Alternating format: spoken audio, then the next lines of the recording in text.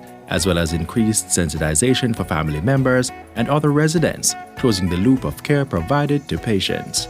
All of us need to know that drinking coconut water is a health-promoting habit. Coconut water with your potassium helps to reduce your blood pressure.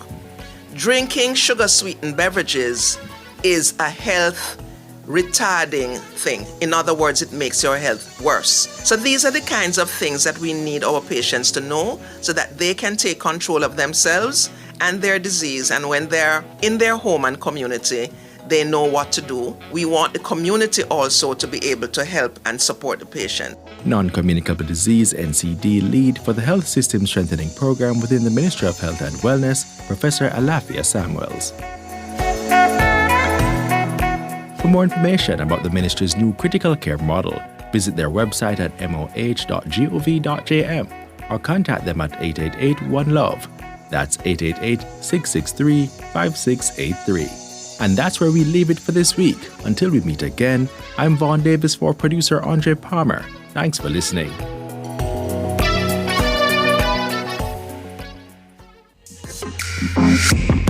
A production of the Jamaica Information Service, the voice of Jamaica.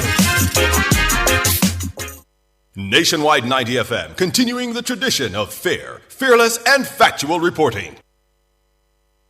You're listening to Nationwide 90 FM. The time is... It's 3 minutes after 9. You're inside the Consumer Hour with Nora Gay Banton.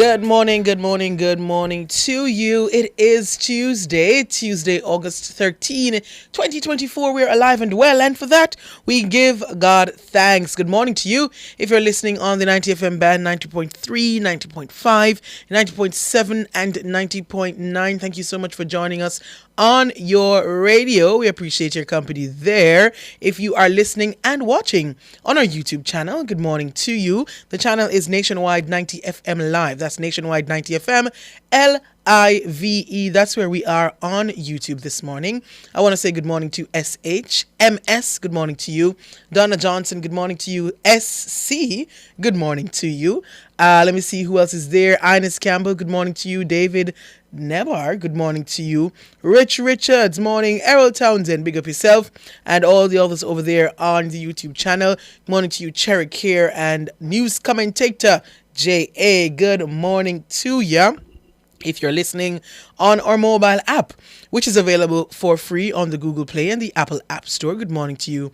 Those on our website as well, the Listen Now option there, good morning to you. And all the people over there on my TikTok, good morning to you. Mia, good morning to you. Big up yourself. All right.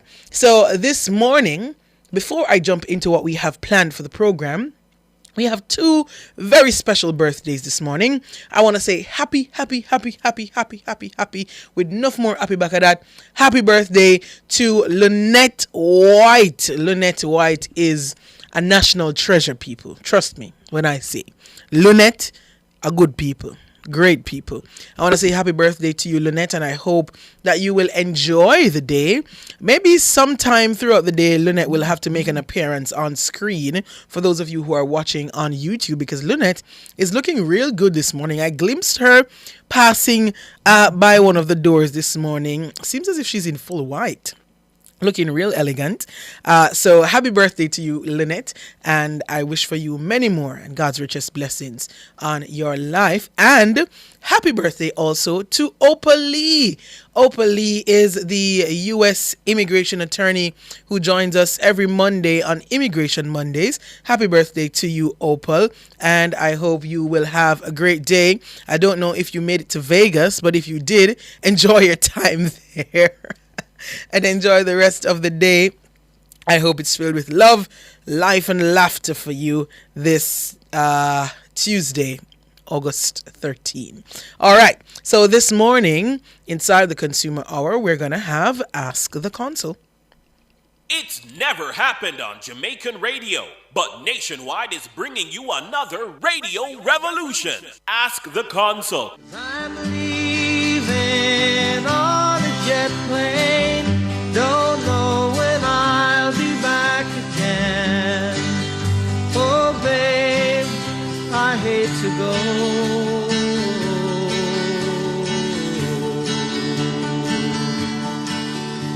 There's so many times I let you down. So many times I played around. I tell you now. All right.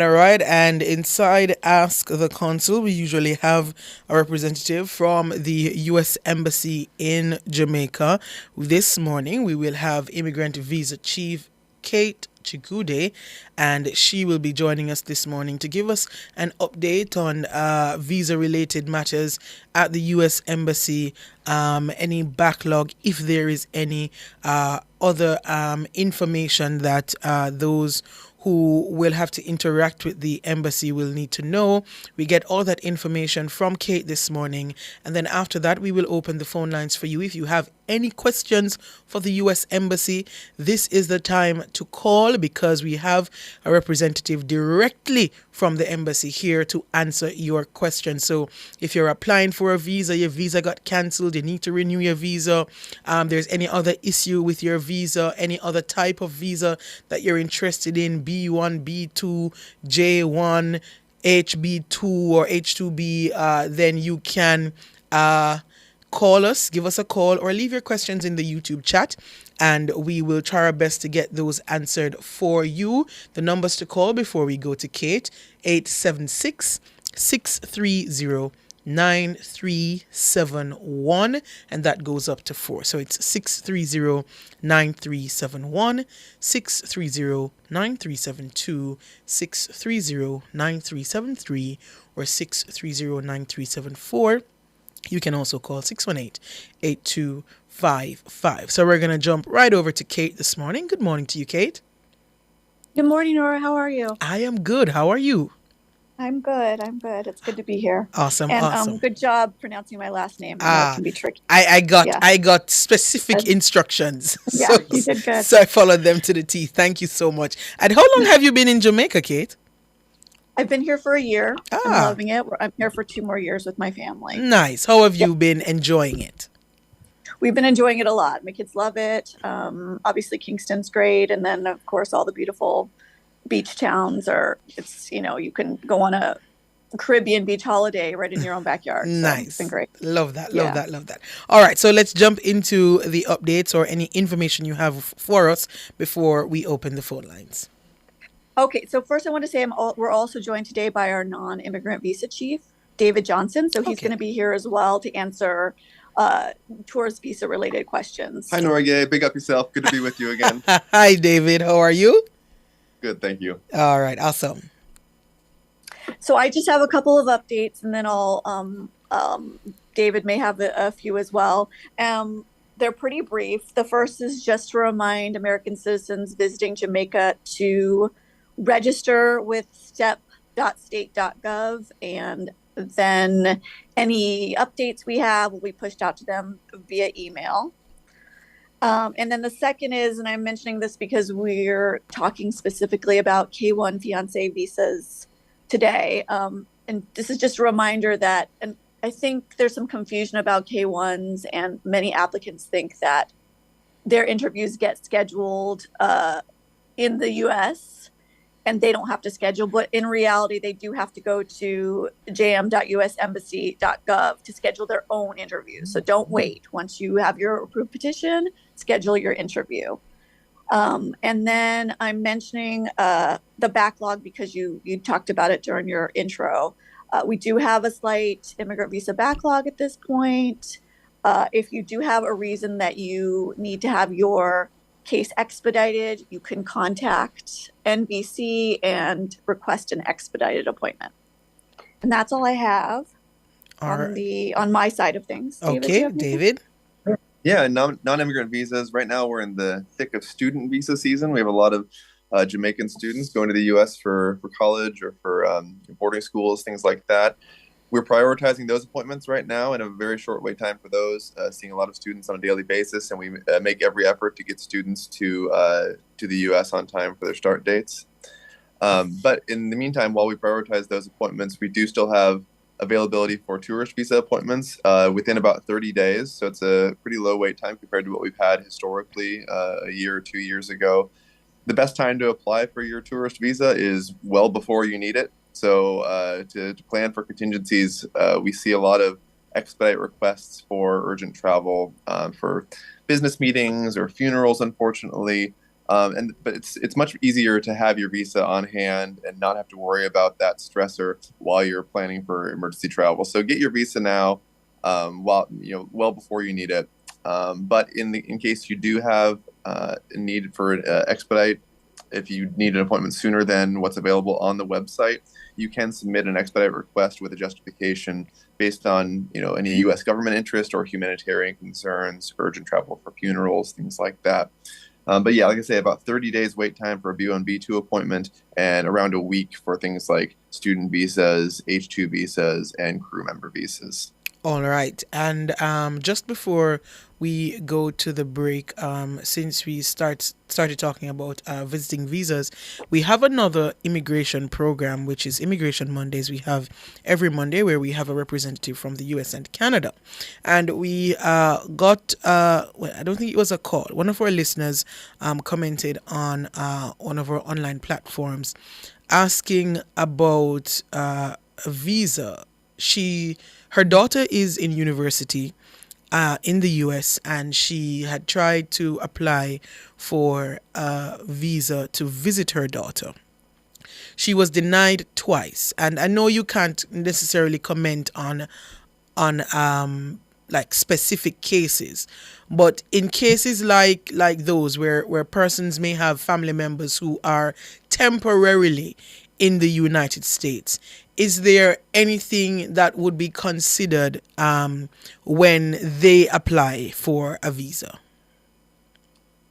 That's a fair question. I think most Jamaicans have some relation in the U.S., whether it be an immediate family member or a cousin or aunt that they're going to visit. A lot of Jamaicans have a child studying in the U.S. or a brother or sister who's been living there for a long time. And we take that into account when we consider what their purpose of travel is and to make sure that it aligns with the visa class they're applying for, which in most cases is the B1, B2 visa. Now, purpose of travel is just one part of it. The other part of it is that every non-immigrant visa applicant has to overcome the presumption of immigrant intent. And that means that Section 214B of the law requires the consular officer to presume that everyone coming to the interview has immigrant intent until they demonstrate that they have sufficient ties to compel their return to their home country at the end of their visit. And those ties are demonstrated through things like family ties here in Jamaica, employment, property, any of which would compel them to return after their visit. So when someone is refused under 214B, it just means that at the interview, they weren't able to prove those ties to the satisfaction of the officer. It's not permanent. It just means that they, in a future application, should they choose to apply again, they would need to more clearly present what would compel their return to Jamaica, what would make them qualified to overcome that presumption of immigrant intent. Okay. All right. We have more questions, but we are up on a break. So I'm going to go to a commercial break. And then when we come back, we open the phone lines for you to to ask your questions on the YouTube platform. We're online at Nationwide 90 FM Live. And you can also call in 876-630-937124 or 618-8255. We take a break and come back with more. Sure. 'Cause I'm leaving on a jet plane. Don't know when I'll be back again. Oh, babe, I hate to go.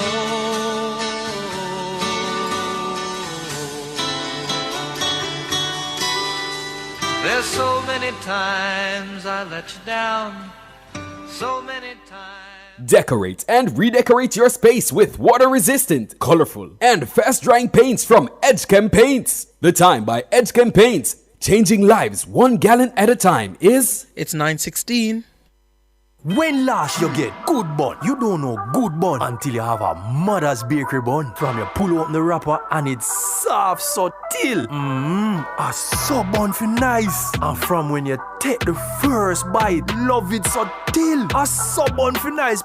Beg your piece. Get your own mother's bakery bun. I will buy one off you. Yes, but I will charge a convenience fee. I will take one. Me too. Mother's Bakery Buns. A sub bun for nice. Try them today. It hurts if you don't check birds. For excellent customer service, our staff is knowledgeable and trustworthy. And we have a wide variety of supply society, and the price is right, yes, it's worth it. The solution to your auto parts needs to a stop shop, and we deliver to. So if you can't come in, just link with on WhatsApp or call and make your order. And remember, there's no other. So it hurts if you don't check birds. So there's no need to search. It hurts if you don't check birds. I'm leaving on a jet plane. Don't know when I'll be back again. Oh, babe, I hate to go. Good morning. You're back here inside the Consumer Hour on Nationwide 90 FM. I am Nora Gay Banton. It's Ask the Consul this morning, and we have on the phone lines with us Immigrant Visa Chief at the U.S. Embassy in Kingston, Jamaica, Kate Chigude, and we also have non-immigrant visa chief on the line with us, David Johnson. They're here to answer your questions. So if you have any U.S. immigration related questions, non-immigrant visa questions, visas, other visas, K1, all the others, J1, and any other visa that you may have questions about, you can ask them here and we can get them answered for you. Or chat section on YouTube is open for you to leave your questions there. It's Nationwide 90 FM live on YouTube, and we also have the phone lines open. Once again, the phone lines are 876-630-9371. There's also 630-9372. We have 630-9373 and 630-9374. Or Digicel line is 618-8255. So you can ask your questions, and we have Kate and David on the line with us to answer them. We'll jump right into it. Here's one from YouTube. Jesse is asking, is it a requirement for a JP to verify your occupation? I guess if you're carrying anything related to your job, is it necessary for a JP to verify that information when bringing it in? No, that's not necessary.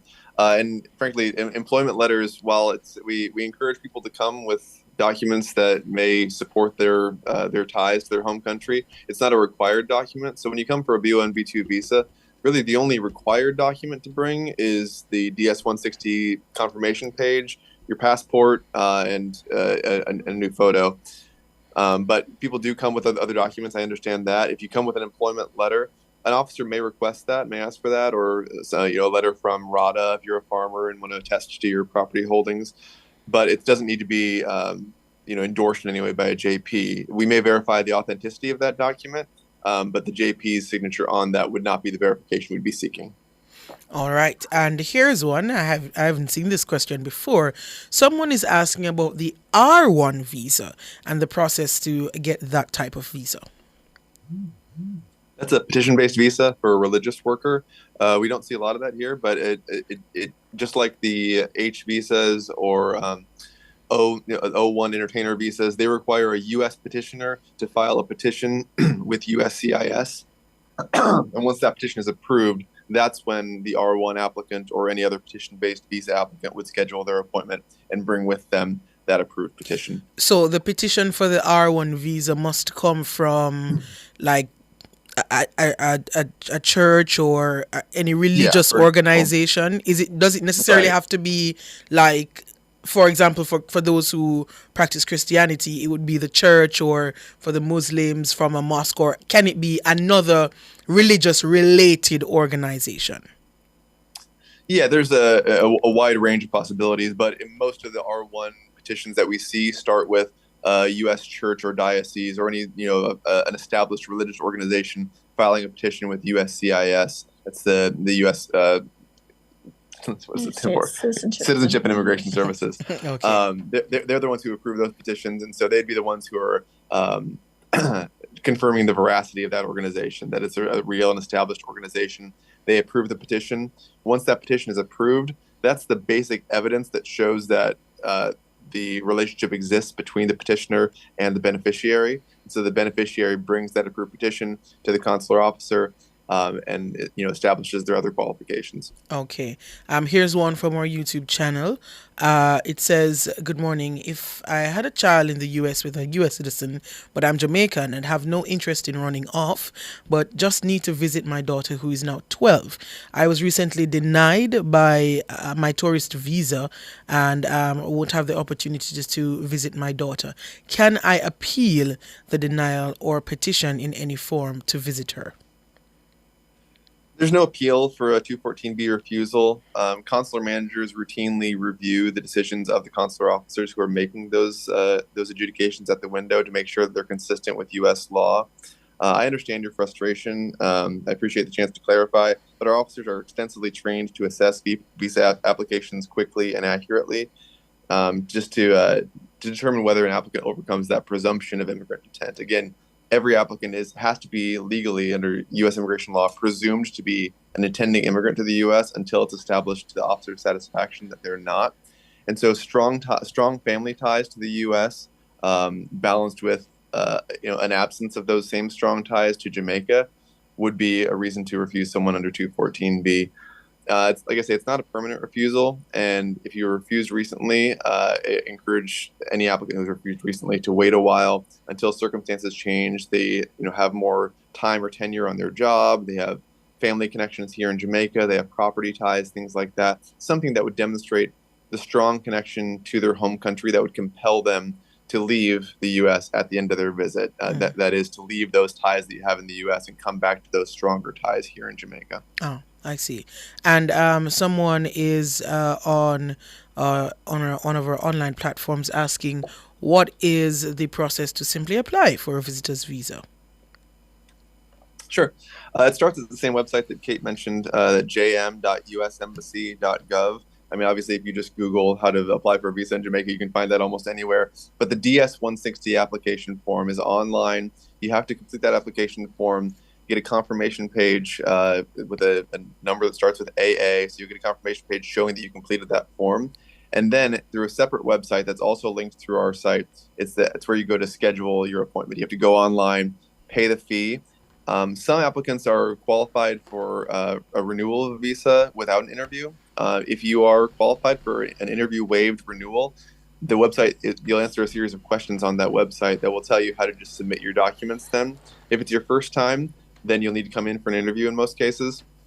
And that website is where you'll schedule the appointment. But the important thing is, starting with the DS-160 confirmation, complete the application online, print the confirmation page, and then like I say, the instructions are available on jm.usembassy.gov.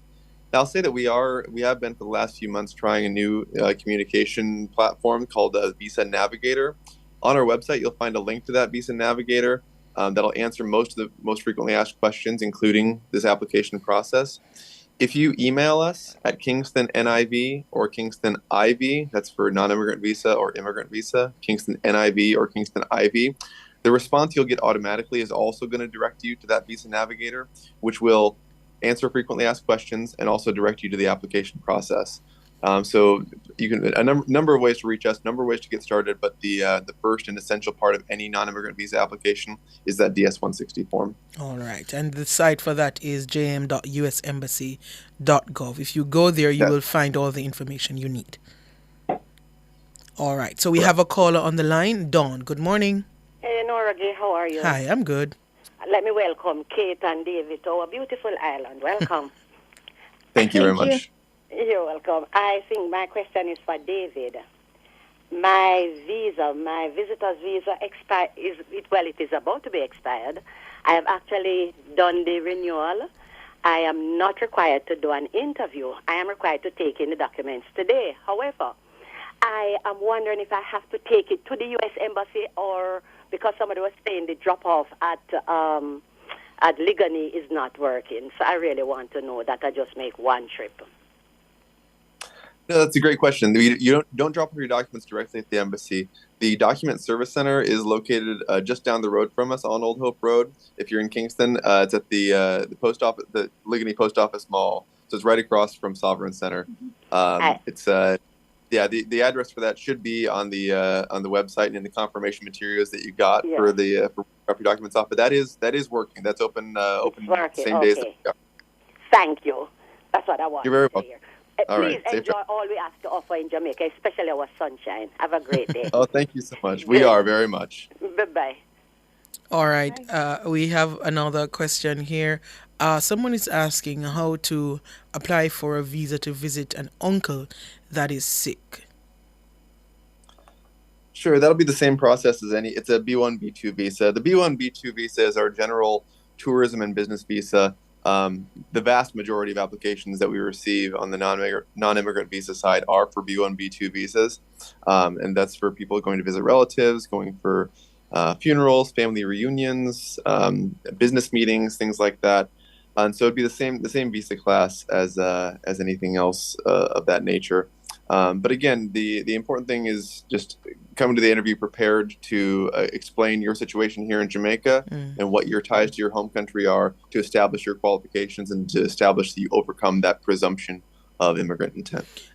For cases like those, though, David, where it may not be an uncle, but say, for example, it's a parent who may be critically ill and you want to go visit quickly, is there any way you can apply for under emergency circumstances?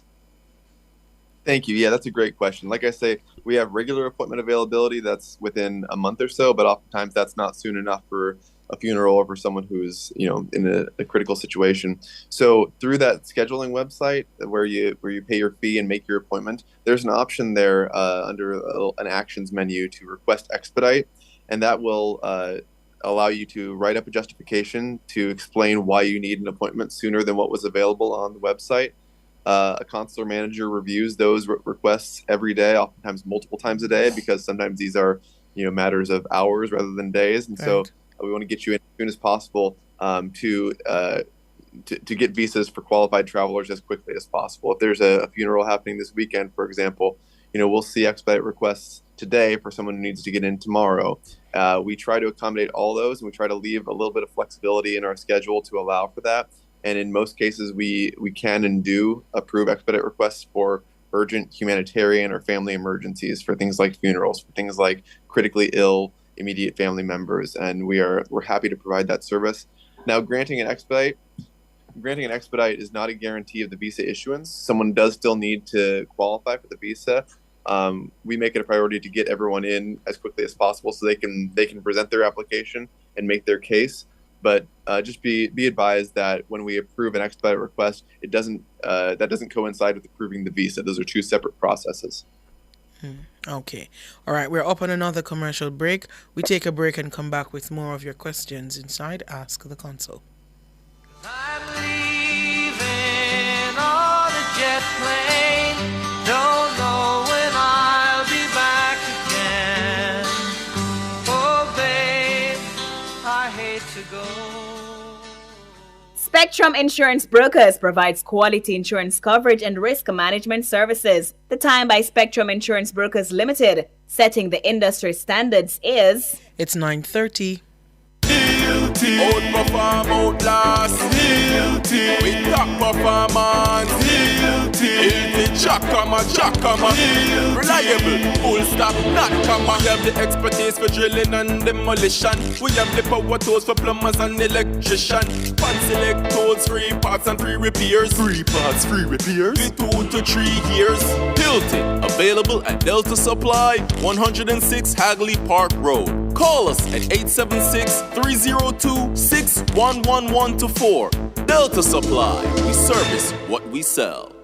Sizzling summer special. Enjoy a 15% discount or a complimentary bottle of wine on purchases over $10,000 at J. Robert, formerly Arosa Gourmet. Get 7.5% off on purchases between $5,000 and $10,000 and $5,000 off below $5,000. Indulge in Arosa sausages, cold cuts, steaks, ribs, chops, cheese, wines, deli, and more. Delivery available. Conditions apply. Visit them at 53 Upper Waterloo Road, Kingston 10, or contact them at 876-999-0191 or jrobert@gmail.com. Don't miss these scorching deals. 'Cause I'm leaving on a jet plane. Don't know when I'll be back again. Oh, babe. Good morning, good morning. You are back here inside the Consumer Hour on Nationwide 90 FM. I'm Nora Gay Banton. It's Ask the Consul this morning, and we are joined by Immigrant Visa Chief at the U.S. Embassy here in Jamaica, Kate Chigude, and we are also joined by Non-Immigrant Visa Chief at the Embassy, David Johnson. They're here to answer your questions, and we have a caller on the line. Okay, all right. So Leighton is on the line. Good morning to you, Leighton. Good morning. I want to ask a question. Well, more than one question. The B1 and B2, are those two separate visas, or is it a combination of one visa? That's a good question, Leighton. That's most often issued as a combination visa because it's a 10-year visa for most people, and it's people may have a variety of purposes. So on one trip, you may be going to visit relatives or go to Disney World, while on another trip, you're going for a business meeting. So that's it's usually issued as a combination visa with only one fee charged for the two. Okay, because I applied to an agency for the first time to get my visa, and I was denied. But the thing is that I want to visit the U.S. only for tourism purpose, not for any business thing. And I was puzzled as to why I was denied, because I'm a trained teacher and I carry my job letter. They asked me a couple questions, and then at one question in particular, they paused, and then the officer was looking at the computer for a very long time, and then gave me the blue card, the green card, to say that I was denied the visa. But up to this point, I don't know why. There are some things on the paper I see, but I'm like, I don't understand what they are saying, because I can't figure out why they denied me the visa. Okay. Well, there are two different parts I want to address here. One is that the separation of the B1 and B2 visa classes wouldn't have been the basis for the refusal. The only time that those visa classes are separated is usually a B1 visa may be issued for someone who's going for a very specific business purpose. For example, a domestic worker or personal worker for someone who holds a visa who is traveling with a family just to be their domestic helper while they're in the U.S. temporarily, or for a U.S. citizen traveling. B1s are also for medical clerkships, things like that. But like I say, most often, the vast majority of B visas are issued as combined B1, B2s.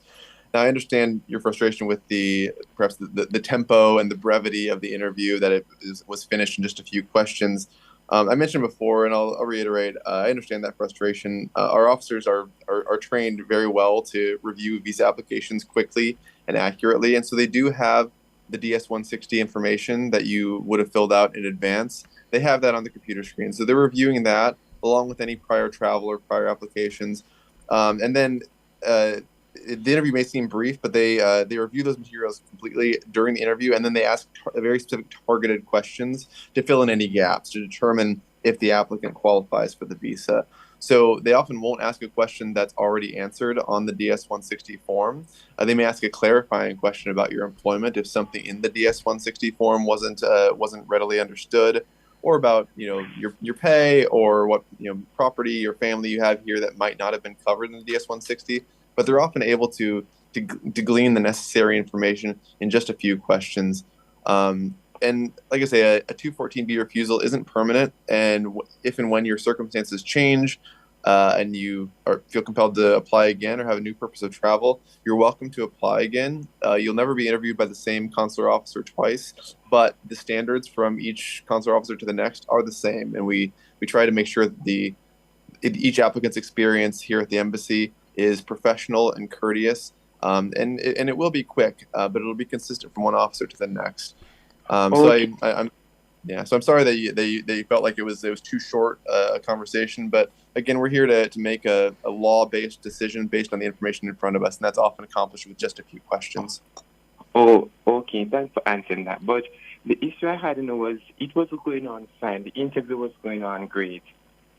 There was a bump when the officer asked me how much is my salary, and the truth be told, I could not remember the figure. No, you will laugh at me and say, how can I not remember? But I just couldn't remember. So I think I said, if I was given an approximate number, I would have said it would be probably over 100,000.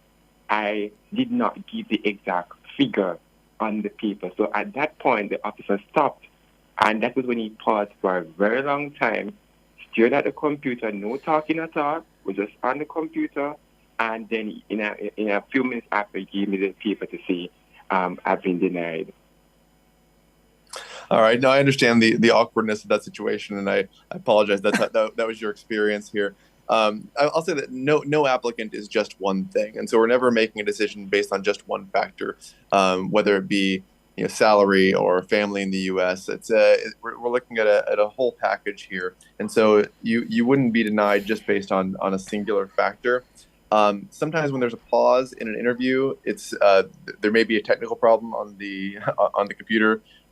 Usually we try to explain that as it's happening. Sometimes there are power outages here at the embassy, or a computer system crashes temporarily. We're not able to access the information that we need, and so there may be some dead time in the conversation. That can be uncomfortable. I know it's a high stress environment when you're coming for the visa application, but it wouldn't have been anything that the pause itself shouldn't be construed to be anything derogatory or adverse to your application, or to discourage you from applying in the future.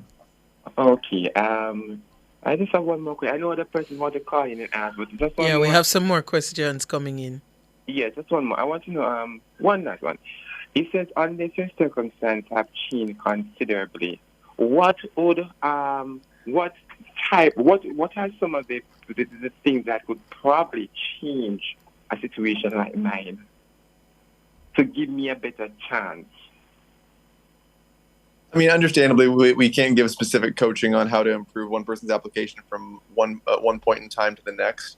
But in general, each consular officer is trying to take in the total picture of a person's ties to Jamaica in a short period of time. They'll review a previous application and see, they can see from one application to the next how your circumstances changed. You can explain, maybe your family structure has changed. Maybe you've gotten a promotion at work. Your property holdings have changed here. Your purpose of travel has changed. Anything that's different from the previous application to the new one is worth using that brief interview period to mention to the officer, just to make sure they have a full understanding of why you've returned.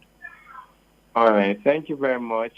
Thanks for the information, Questions? and I hope have better luck next time. All right. Take care. All right. We have some persons who sent in their questions on YouTube for a while now.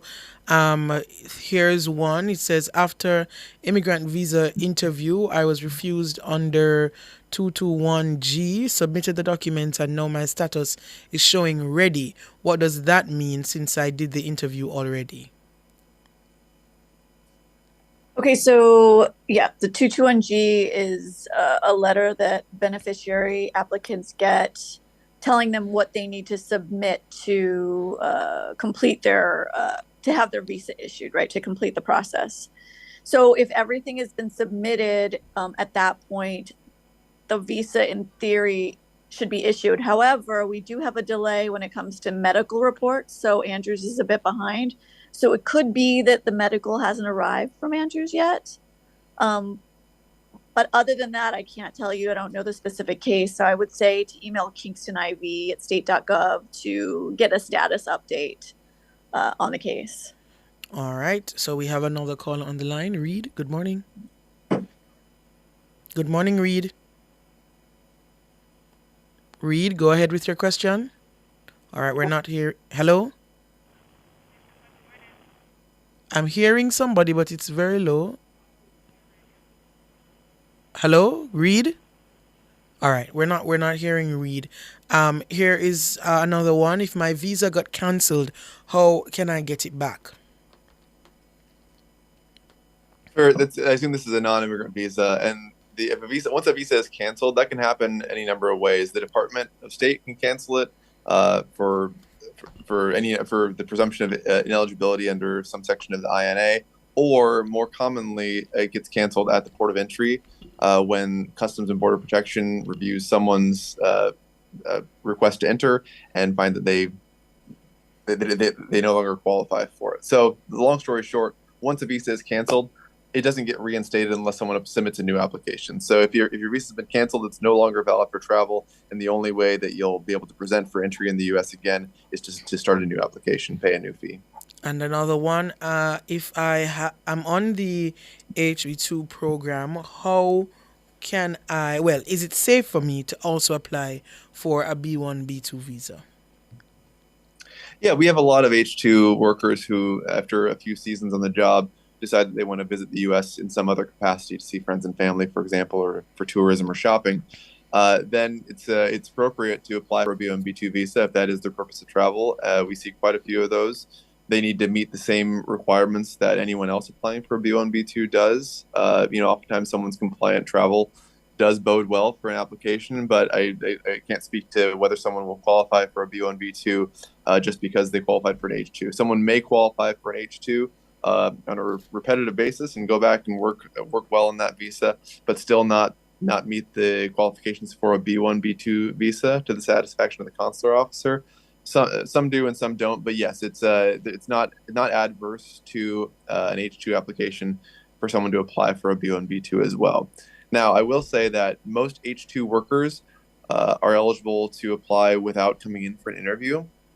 The exception to that is if their most recent visa application was refused, then they need to come in for an interview to establish their qualifications. Now, why that matters in this case is that if someone has worked several seasons on H2 and they apply for a B1, B2 visa and they are refused under Section 214B or any other section, then the next time they apply for renewal of the H2, they wouldn't be eligible for the interview waiver. They need to come in for the interview.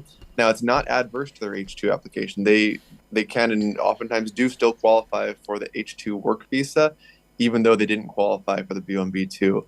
But that prior refusal, the recent refusal of any visa application, requires someone to come in for an interview for the next one. All right. We have a caller on the line. Anthony, good morning. Yes, good morning. Yeah, and good morning.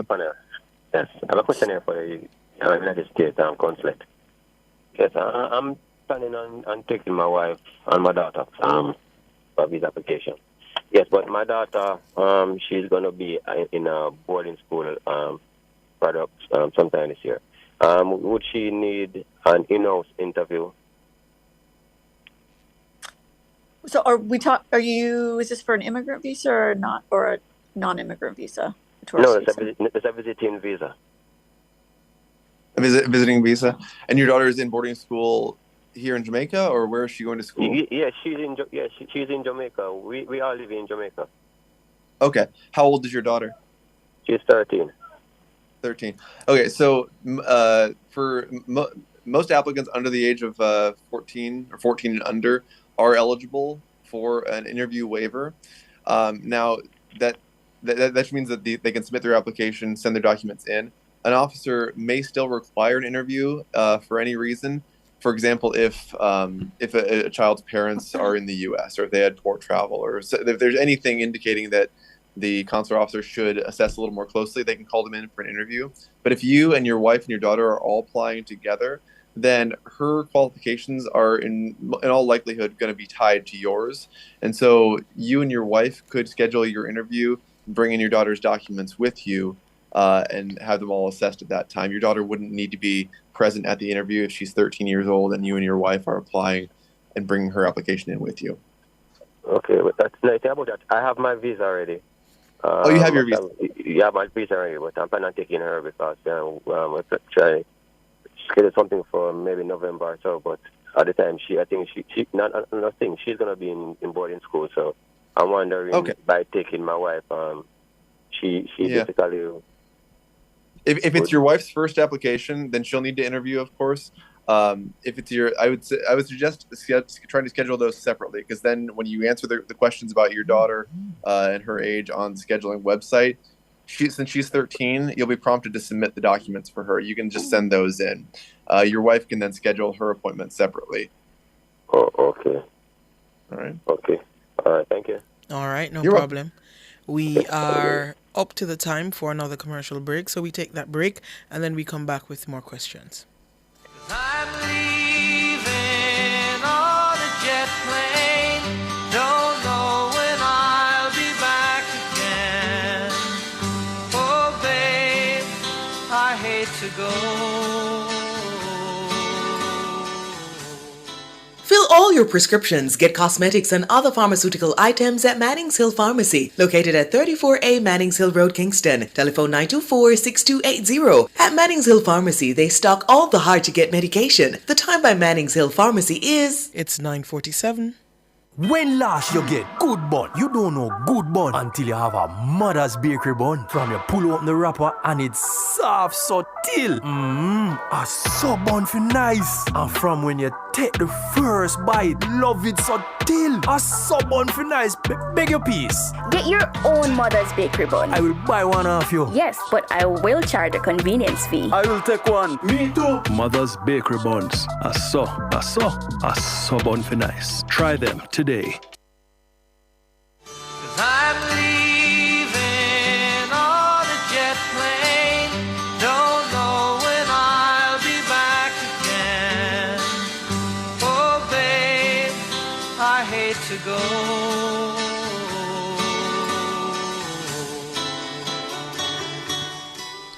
Good morning, good morning. You are back here inside the Consumer Hour on Nationwide 90 FM. I am Nora Gay Banton, and we are taking your calls inside Ask the Consul this morning. We have representatives from the U.S. Embassy on the phone lines with us. We have Immigrant Visa Chief Kate Chigude, and we also have Non-Immigrant Visa Chief David Johnson. If you have any questions related to the U.S. Embassy, to getting a visa, to renewing a visa, to applying for other visas, then you can give us a call. The numbers to call 876-630-9371, and that goes up to 4. And there is also 618-8255. If you are on YouTube, you can join us at Nationwide 90 FM live and ask your question in the chat section. We'll take your questions from there as well. We have Tony on the phone lines. Good morning to you. Good morning, Tony. Yes, good morning. All right. I'd like to speak to that gentleman from the United States Embassy. All right, go right ahead. Yes. What I want to ask him, my niece who's living in the USA, she's there about 2 years plus now. She's a green card holder. But what happens, she have a son. Hold on, Tony. Tony, your radio. I'm hearing your radio in the background. You have to turn it off. Please. Yes, quickly. All right, go ahead. Nora, you hear me? Yes, go ahead. You hear what I'm saying? My niece is living in the USA. She's a green card holder for more than 2 years now. 2 years plus. She applied for her only son in Jamaica here from about April. They called her from the embassy and told her they have received her application. How long do you think it will take her for them to approve or deny? So This is for a child of a green card holder. They're applying for an immigrant visa. Is that correct? Yes, for her son. In Jamaica. Okay, The son is 3 years old. He's 3 years old. yeah. So it's a process. So if someone wants to submit a petition for so she can submit a petition for her child, right? So she has to go to uscis.gov, submit the application or petition there. Then it goes to, once that's approved, so she has to send multiple documents, civil documents and so forth. Once that's approved, it goes to the National Visa Center, MVC. It's scheduled.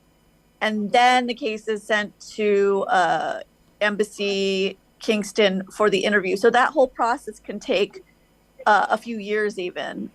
Once it is scheduled, you'll get notified by NBC of the interview date, and at that time you'll prepare the various documents. Okay.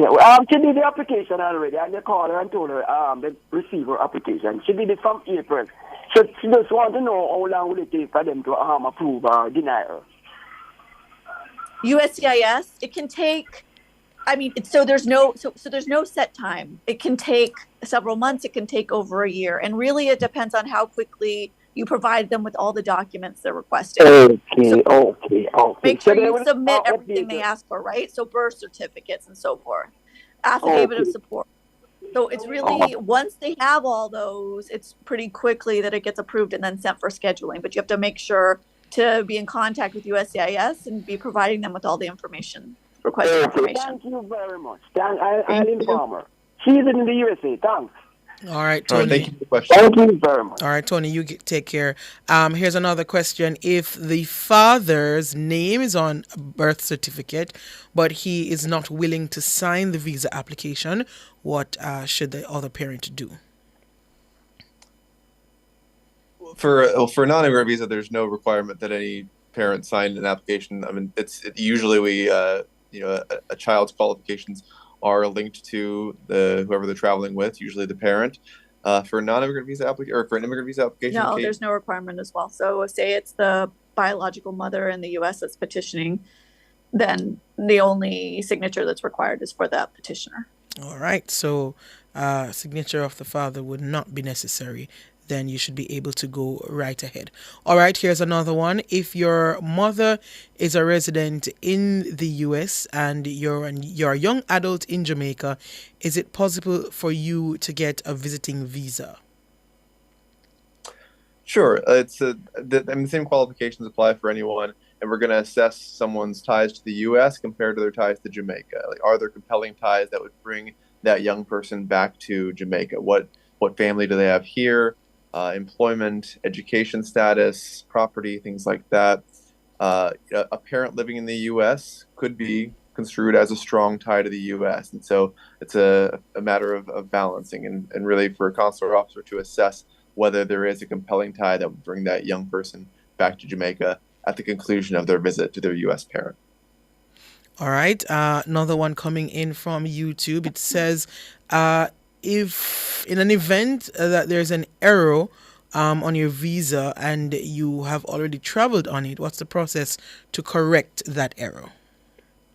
Yeah, we try to avoid errors when we can, but this is a human enterprise like anything else, so it does happen from time to time.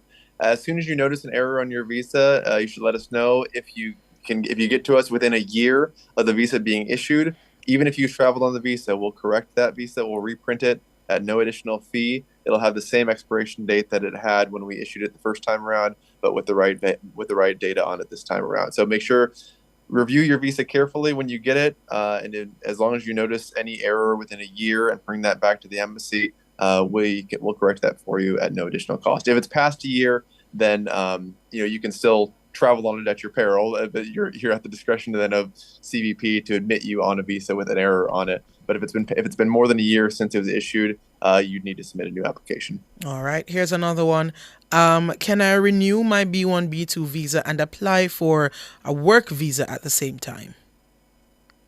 Yeah, you can apply for multiple visas at the same time. There are 2 separate fees required. So while a B1, B2 visa is a combined visa for one fee, we can't combine that with an H2, for example, or a C1D. Actually, I'm sorry, I misspoke. If you're applying for a C1D, then at the consular officer's discretion, we can issue a B1, B2 at the same time for no additional fee. But for any other combination of visa classes, you have to pay 2 separate fees, submit 2 separate DS-160 applications, but you can accomplish all that within the same interview. All right, we have a call on the line. Last caller for the day. Patrick, good morning. Good morning, Patrick. Good morning. Yeah, yes, good morning. Yes, I must say I'm trying to apply for a U.S. visa. My wife have our own, but I want to expand also. Now, one is we can renew. When she renews, I want we can go there and apply at the same time too. If you're renewing, so I understand your wife is renewing, but you're applying for your first visa. Is that correct? Yeah. If you're applying for the first time, you'll need to come in for an interview. If your spouse is renewing a visa and they're qualified for the interview waiver, they could submit their documents just through the Document Service Center and likely be adjudicated without an interview. But you would need to come in for your first time interview, for your first time application. I didn't hear it. You will need to interview if you're a first time B1 B2 visa applicant. You'll need to come in and apply in person. I just found to find out what the easiest way to do it. Right, and he's saying, Patrick, that if it's your first time applying for a visa, you will have to come in by yourself for an interview.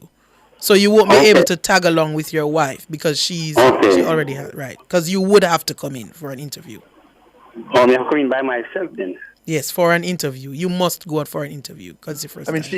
She can come in with you. I mean, if people who are eligible for interview waiver, they're not precluded from interviewing. If you want to come in, if you're a married couple and she's renewing her visa, she could, if she's in like a send documents status on the scheduling website where it says to send her documents in, you could opt to come in together, but she doesn't need all that hassle. You don't need to wait in line that long.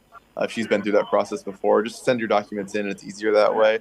But yeah, anyone who's a first timer needs to apply in person. I will note that there is one exception that's uncommon, but if someone's been interviewed and issued a visa, accommodated for the first time. No, what my need for occupation and so on. Oh, just the DS-160 confirmation page, your passport. You need to schedule the appointment online through the process that is explained on jm.usembassy.gov and in several other places.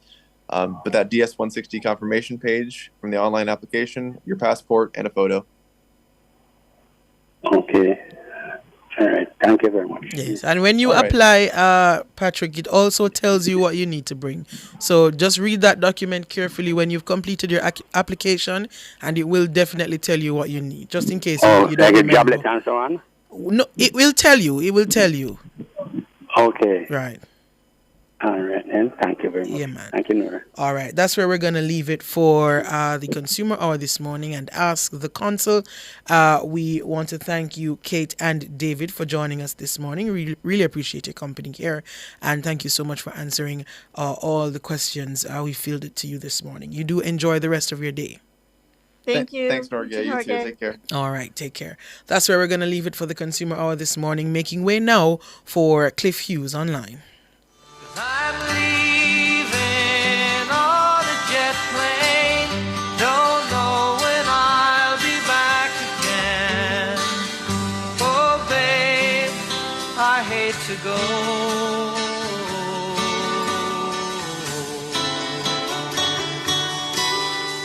There's so many times I let you down. So many times I played around. I tell you now, they don't mean a thing. Every place I go, I'll think of you. Every song I sing, I'll sing for you. When I come back, I'll bring your wedding ring. So kiss me and smile for me. Tell me that you'll wait for me. Hold me like you'll never let me go. 'Cause I'm leaving on a jet plane. Don't know when I'll be back again.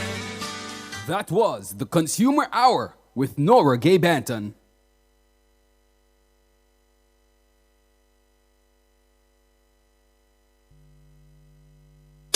This time signal is brought to you by the Ministry of Industry, Investment and Commerce, Jamaica's business ministry. The time by the Ministry of Industry, Investment and Commerce is 10 o'clock.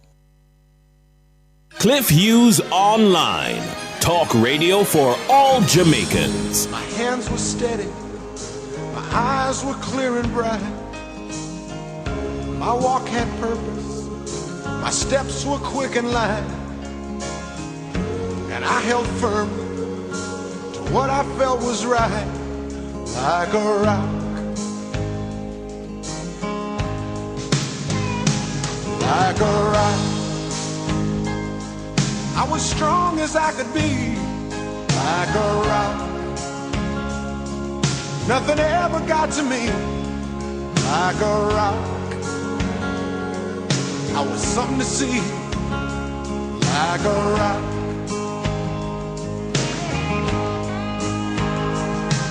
And I stood arrow straight, unencumbered by the weight of all these hustlers and their schemes.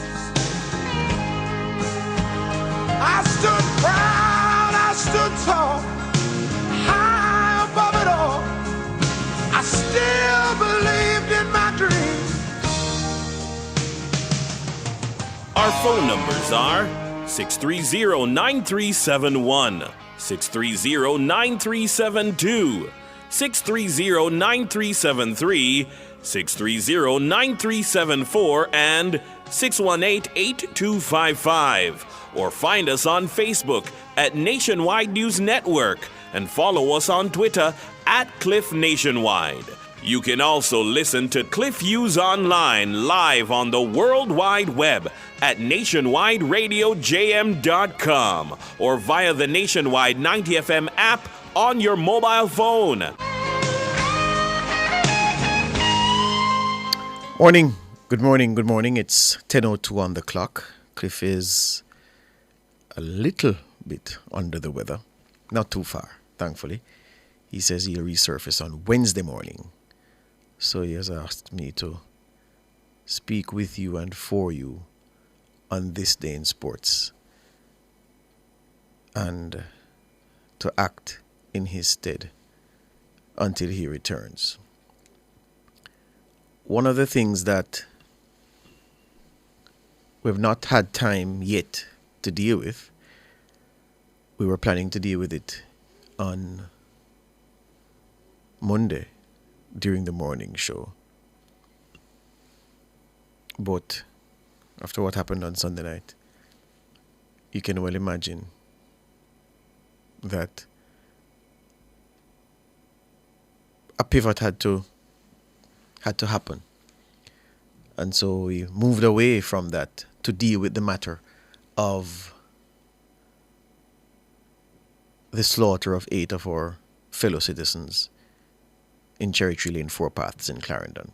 I am talking about the Olympics and things off the track that we are being told affected how things on the track went. And, in every country I've observed, and if you are an avid consumer of news across platforms and across countries, you'll realize that the Jamaican consumer of news is not much different to the consumer of news elsewhere, whereby there are always strong anti-government, anti-establishment, anti-authority views expressed in reaction to news events involving the government, involving the authorities, involving administrations. Always. So it's not just Jamaica alone that you'll find that whenever a representative body is criticized, that the comments are usually very critical of the association in the line of fire, or the administration or the organization in the line of fire. It's everywhere. Everywhere you go, it's the same pile on social media. And people just go hard with the comments and criticize. And when it has to do with government, it's the same thing. So it's not just this in this country that the government get kicks about its dealings, its activities, its decisions. It's everywhere. The Jamaica Olympic Association and the Jamaica Administrative Athletics Association have been punched, almost said from pillar to post, but didn't get enough lick over the course of the Olympics, especially in the wake of Daniel Thomas Dodd's verdict on what caused her suboptimal performance at the Olympics. Comments were not kind at all. And then on Saturday, when as Nationwide closed out its exclusive radio broadcast of the Paris Games, we had, as part of the panel, the noted athlete agent and manager Hughes ripping both organizations a new one. You know, a new one of what? And effectively, well, not effectively, because I would suggest that he said it in a roundabout kind of way. He said clearly that both the leadership of the JOA and the J3s should offer their resignation en bloc before they return from Paris. It is his view that suboptimal administration in both organizations has been responsible for not just the relative poor returns from Paris, but is also responsible for what he views to be a general malaise that is afflicting Jamaica's track and field at the senior level at this time. That's his view. He has an informed perspective, QBC Robin. And he knows much of the ins and outs that most people wouldn't be privy to. So his view is one that you acknowledge, you give regard to, and you seriously take on board when you're trying to assess why the administration of Jamaica's athletics is being blamed for the poor returns in Paris. But let's look at the poor returns in Paris. The poor returns in Paris, no doubt, fueled by our inflated expectation of medals. I've been trying to tell people, well, I tried to tell people all around, people who spoke to me privately, family members, friends, work family, that you don't count medals when you go to an Olympic Games. You don't count medals when you go to any game, any international competition. You don't even count medals when you're going to champs. Michael Dyke has won, 10 girls' titles with Edwin Allen? And he will tell you he doesn't count medals when he's going to champs either. He plans, and then he works to make those plans come to fruition. But he doesn't sit with his team and say, all right, so gold in Class 1 girls 100, gold in the Class 3 100. No, that's not what they do. They prepare the athletes to deliver capital efforts, and then you see what the results are. Because my message to people was that, look, you're setting up yourself for frustration if it doesn't go according to plan, and then an irrational feeling will kick in, and they're going to start cuss everything, which is what happened to us in Jamaica, because people set totals, men and women who are plugged into the sport of track and field over the course of the season, sitting on TV and telling people that we're going to win 15 medals. From where?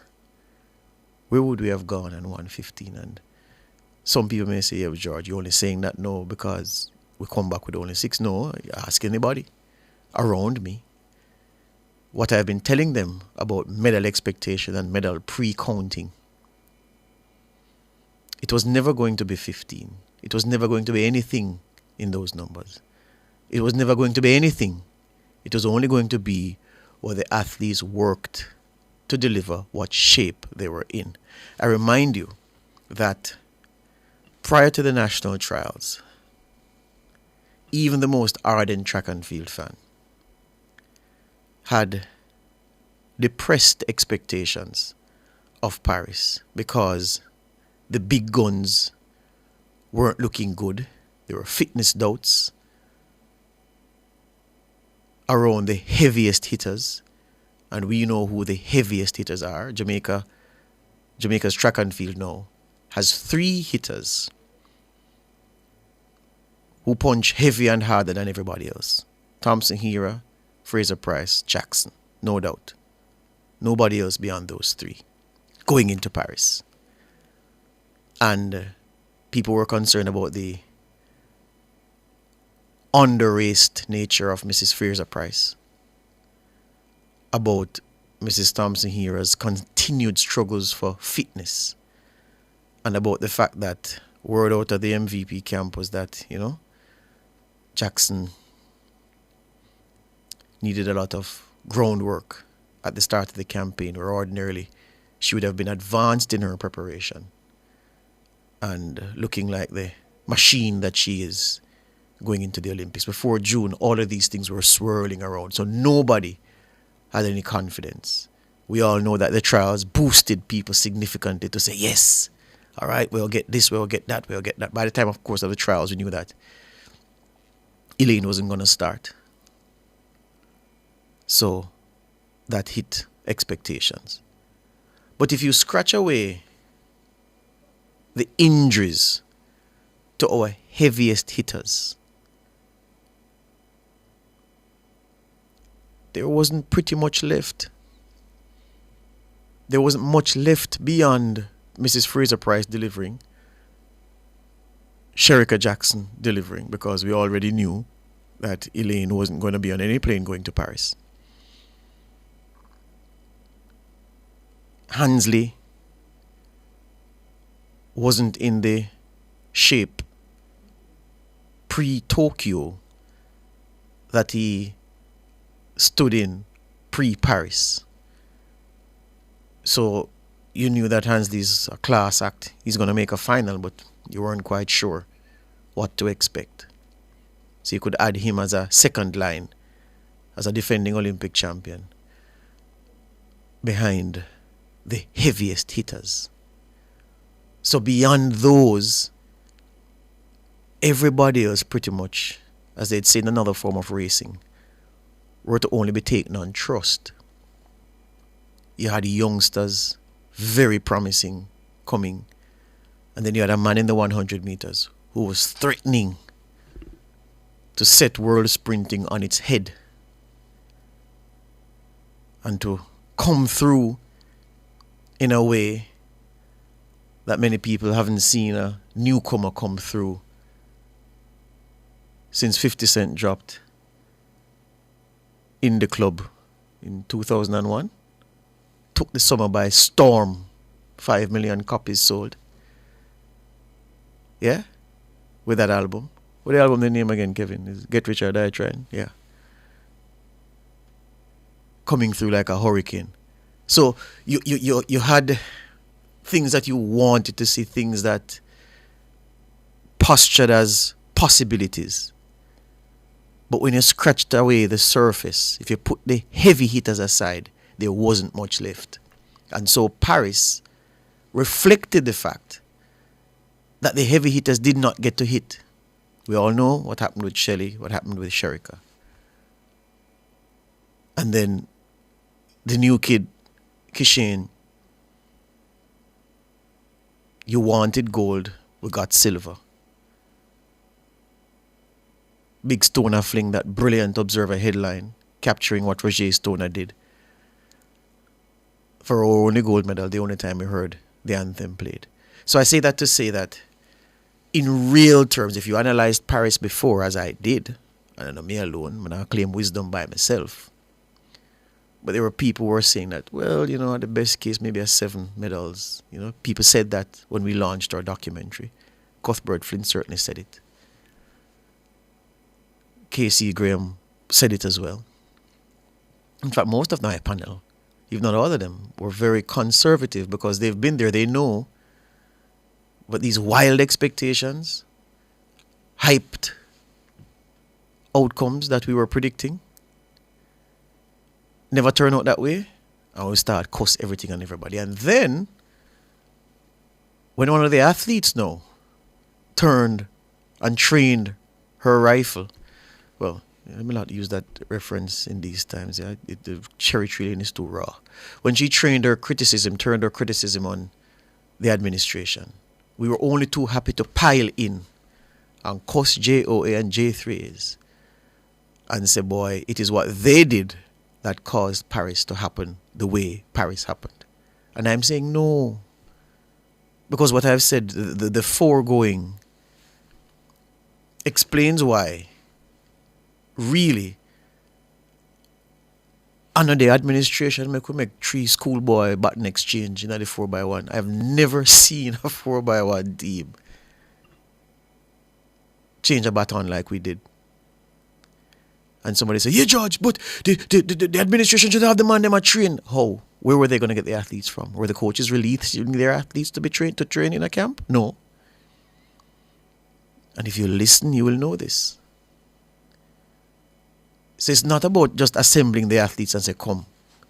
We saw the example of the 4x4 relay, how they made preparations, albeit at the last minute, to get a team qualified, to get a team to run to meet the qualifying time.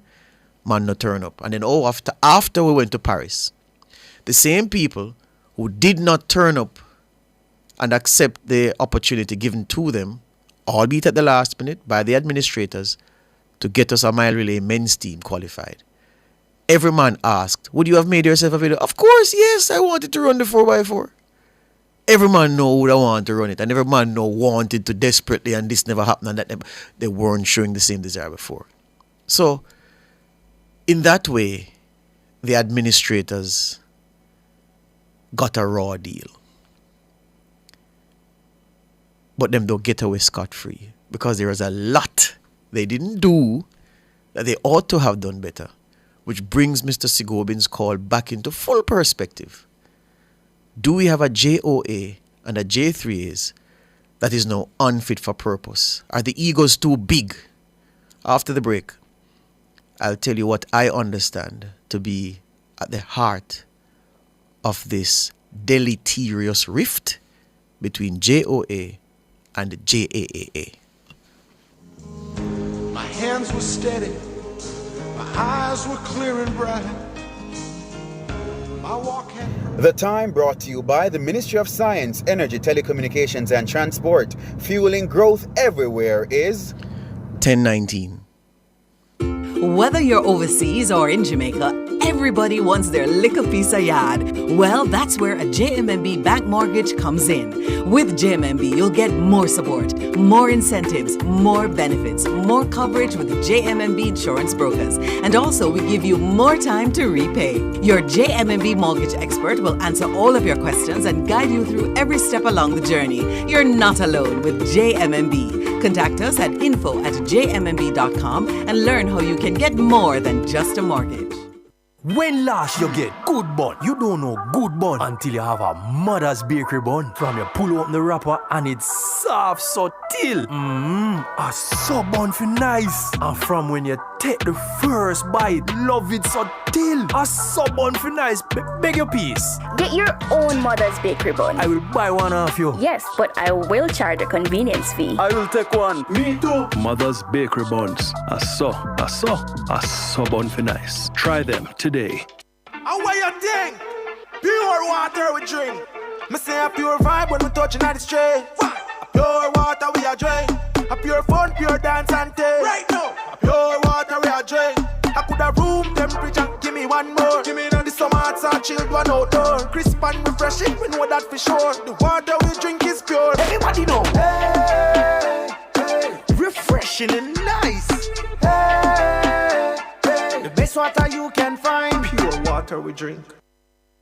Cliff Hughes Online. Talk radio for all Jamaicans. My hands were steady. Let's say this up front. The United States does relay practice by the book. They invest a lot in it. The Japanese, the Italians, the Swiss, the Germans, the Dutch. Did I say the Italians as well? Yes. All of them invest heavily in relay practice. Because every sensible person knows the best relay team is not the team with the 4 fastest people. Lord God, how many times are we going to say that? Only Jamaicans and our administrators, they believe so as well, that to get success in the relays, you need the 4 fastest men or the 4 fastest women, or we have mixed relays now, so the 4 fastest men and women. No. No. The Chinese, they know that you don't need the 4 you need 4 people who can pass the baton 3 times efficiently, and the rest will take care of itself. The Canadians know that. But our track clubs, which have done so well for us, are so powerful, and our track clubs are so cheesed, let's use it that way, cheesed off by our sports administrators, that they set up themselves to police themselves and to do as they please, because administrators only are going to mess with the process that they're undertaking to develop world-class athletes. So our track clubs have become so powerful out of necessity. But by virtue of their power, they run things.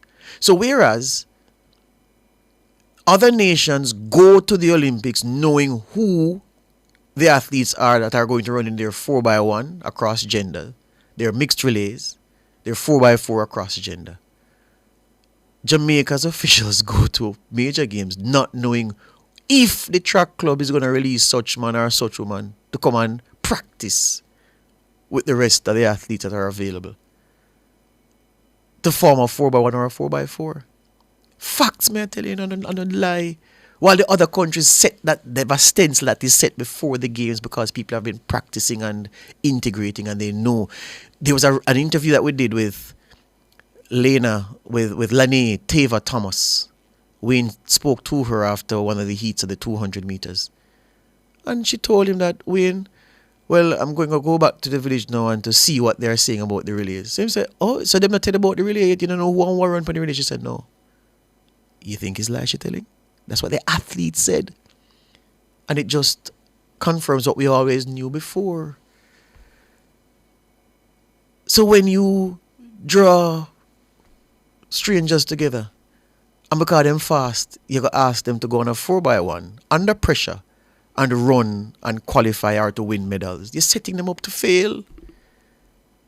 And the track clubs are to blame for this, because they don't release their athletes. They don't make their athletes available. They say, look, if there's no incentive in relay practice, you're not pay if you run relay. Why should I release my athlete from my camp so that you can have them training for relays? And on one hand, you can't blame the track clubs for acting like this because of how administration has been over time. So I say that also to say that there is an acknowledged problem with how the administrators, JOA, J3s as the case may be, conduct their business over time.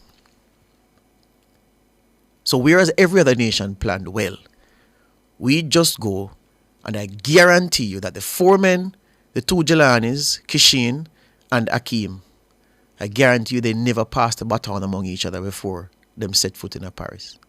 And it's not even on day 1 in Paris that they started practicing either. And then our administrator said, sure, you will never qualify and the baton change it bad because under the 4 fastest man we never have oblique. Rubbish. Kishin could have run, if Kishin could have run 2 legs and oblique run 2 legs and they never practiced the baton change, the result would have been the same. And a man might say, well, George, look at the Rios. The men, they practiced their baton change. They were in a relay camp. They were very well prepared. And it all went haywire. And I'll say to you in response to that, well, it is better I prepared and it went haywire than to not prepare and it go haywire. No, to the administrators. It is my understanding that the bad blood between the JOA and the J3As has to do with a strong difference of opinions over the sponsorship for Jamaica's track and field. Two of the world's leading sports apparel manufacturers and brands. The one that is in place and the one that has offered up an eye-watering amount of money to replace it.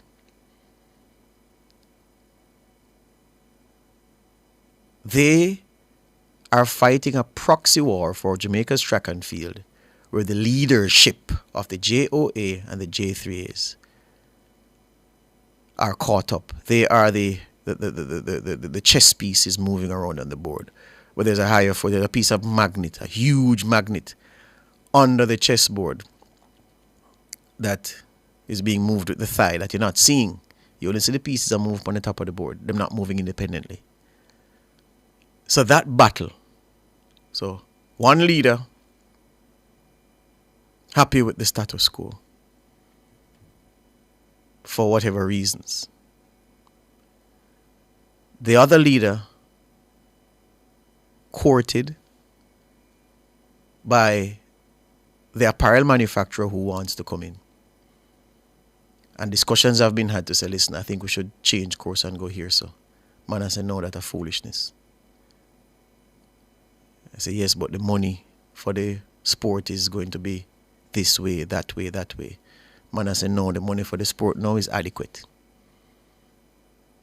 And because the two brands are seeking to win souls among the leadership of both organizations and the people who influence the leadership of both organizations, bad blood has emerged because man and man feels man and man are try hold back the progress of the track and field. And man feels man and man are try bring in so and so, because guess what? If you change the status quo, then the power that I have now is reduced, because you're going to be seen as the one who bring in the cash cow. And if you bring in the cash cow, then that cash cow will move for you. And for me. Because you're the one who got them there. So the power dynamics change. So power that I have now under the status quo, I may not have if the status quo changes. So those two big manufacturers want the track and field for the good of the track and field, you know. I've been told, for the good of the track and field, because Sprint Capital of the world, the hottest brand, them want it, and the fight to maintain it, because that which is in place wants to protect its status, that which wants to come in wants to change the status quo. And people who aren't cooperating, people who aren't seeing the light, people who greedy, people who want to protect them positions, so they don't want to bring in a new arrangement. All of those things is, I'm told, at the heart of what we're seeing, why the two organizations appear to be at daggers drawn. Will they call a press conference and say, yes, it is true that we are at daggers drawn? No. These men are skilled in the language of diplomacy. These men are very well read. These men are very articulate. These men are wordsmiths. These men are schooled in the art of intimidating with a stare, and confident that the average journalist who sits in front of them, they can lift the conversation above their head, and they can make them look silly. They can, turn a phrase or two, and they feel that, media man or media woman sitting in front of them now go have a clue how to respond. So they carry on. Of course, they can't do that with all of us, which is the good thing. And so I relish the opportunity to ask certain questions of the leaders of both groups when we sit down, to have a frank discussion about Jamaica's track and field and about the influence or the influences that have caused this rift, and whether this rift, they believe, is for the health of the track and field. The problem I continue to have with people listening to things, as I have said it, is that we can't compartmentalize. People, we were told that things are either right or wrong. We were taught as children that things can only be right or wrong because we were children and our understanding was limited. And so to seed our understanding of things, that's how we were taught. And as we got older and got more life experiences and learned more things, we would realize that most things aren't, it's very rare when it's as simple as black or white, wrong or right, left or right, up or down. So a man will say, hey, but George, if you say the administration not to blame, you have to turn on and blame the administration, because they think nuance like almost every Jesus Christ thing in a life. So when you look at the medal count, of course the administrators for the fact that we only win 6. Because again, you set the heavy hitters aside, there was not much left. And if you look at the United States, then I use them as the example. Every single one of the US heavy hitters were fit and competed. Sidney McLaughlin Leveroni, the superwoman of 400 meters hurdle sprinting, she was fit. World record. Noah Lyles was fit for the most part. Gold and silver. Shaqiri, 4x1 gold as part of that team. Silver in the 100. Gabby Thomas, gold in the 200. Quincy Hall, gold in the 400 for men. Grant Holloway, gold for the US in the sprint hurlers for men. The heavy hitters were all present. Which heavy hitter from the US on the track was injured? They all reported to the start fit and well. Our heavy hitters who would have made such a huge difference to our medal return were hors de combat. Latin for out of action through injury. And then the JOA fault that, and then the J3's fault that another rift caused Shelley to be bothered by a persistent knee injury all season is not what caused Sherika's hamstring to, they say strain, but in Hungary on July 9. It's not what caused Elaine's Achilles to not cooperate with her body in New York. Look at it that way. Last thing I'm saying before we break and take the calls is this. It is not the fault of our administrators that we did not get more medals in Paris or more gold medals. But there is a lot for the administrators to answer to. And there's a lot of merit in their argument that the rift between JOA and J3As has caused a sideshow of negativity that doesn't lend itself to the best administration of sport. There's so much you can blame them for, but only a pseudo intellect would point at what happened on the track and say, yes, the JOA fault, a Christopher Samuda fault, a Garth Gale fault. No, sir. My listeners better than that. Anyway, break time. I will take some calls after this. My hands were steady, my eyes were clear and bright. My walk had purpose, my steps were quick and light, and I held firm. At the Ministry of Health and Wellness, we are committed to the values of care, compassion, excellence in service, integrity, teamwork, and innovation as we work to safeguard the health of our nation. The time by the Ministry of Health and Wellness is 10:35. Tune in to Nationwide 90 FM, the new revolution in media. Stay ahead of the curve with our cutting-edge reporting and accurate breaking news coverage. We're having an earthquake.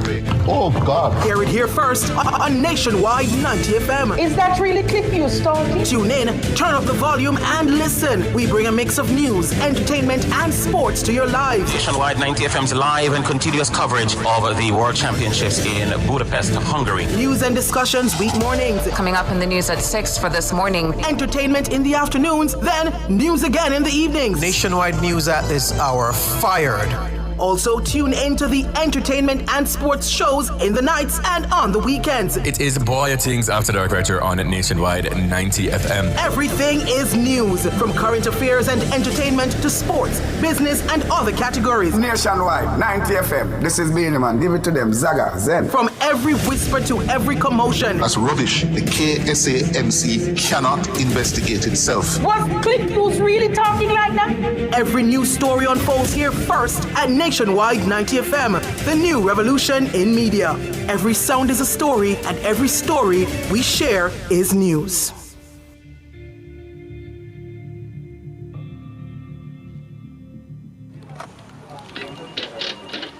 But is this real? Hey Greg, come look at this. Oh my, it's happening. Mr. Daniels, the numbers keep getting bigger and bigger. Sir, the clicks are off the charts. Hello, sales? What's the emergency? 9,000 clicks in one day? 3,000 order? So how much we have left? What? I soon call you back. Mr. Nakamoto, it's Danny from Jamaica. I need 5,000 of the big ones. We're back in business. Yes, sir. Arigato. Suene. Amplify your brand. Let Nationwide 90 FM assist you in tapping into a captivated audience across our social media platforms. For more information, contact us at 876-630-1210 or sales@nationwidenewsnetwork.com. Businesses, companies, and entrepreneurs, let's supercharge your brand. Our phone numbers are 630-9371, 630-9372, 630-9373, 630-9374, and 618-8255. With Tropical Storm Ernesto having several Caribbean islands in its crosshairs, we continue to watch that developing weather system. We go to the phones now. You know the numbers: 630-9371, 630-9372, 630-9373, 630-9374, 618-8255. I hear that the former mayor of Black River, Everton Fisher, he's the councillor for the Balaclava division in the St. Elizabeth Municipal Corporation in the constituency of Northeast St. Elizabeth, is on the line wanting to talk about electricity. Good morning, Councillor Fisher. Good morning, George, and welcome to your big space this morning. All right, sir. Thank you. Filling in for Cliff. Yeah, man. Him soon come, man. By tomorrow, him back. Recovery, Yeah, right? man. Yeah, man. What's up now, Councillor? Talk to me. What's the situation? I had to reach out to Nationwide this morning because as the councillor for the Balaclava division, as you pointed out, I am very distraught. The restoration of electricity to the Balaclava area has been very tardy. And I've made numerous outreach to the JPS, but nothing seemed to be coming. Only yesterday, after 5 weeks, I saw some movement. My area, right after burial, they restored the line about 2 weeks, the main line from Magati to Balaclava. But, George, I represent areas where you have a lot of turning off. I have about 14 or 15 communities. And they have been languishing for this commodity, electricity, And one of the disturbing points, as I pointed out on another station, the community, they have rallied themselves for the past 2 or 3 weeks to even assist JPS in helping them to restore, current to the areas. And JPS seem to have just gone flat. I understand that it's St. Elizabeth has been badly damaged, and yes, but I believe, George, this has proven what I have been saying over the past 3 years. Nora has run a program every Friday morning speaking to JPS. I am just at my wit end where JPS is concerned, because I think as a company, they have been very, lackadaisical. They have, I would want to almost say they have given up.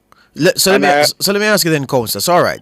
So you say after July 3, 2 weeks later, the main line linking Magoti to where?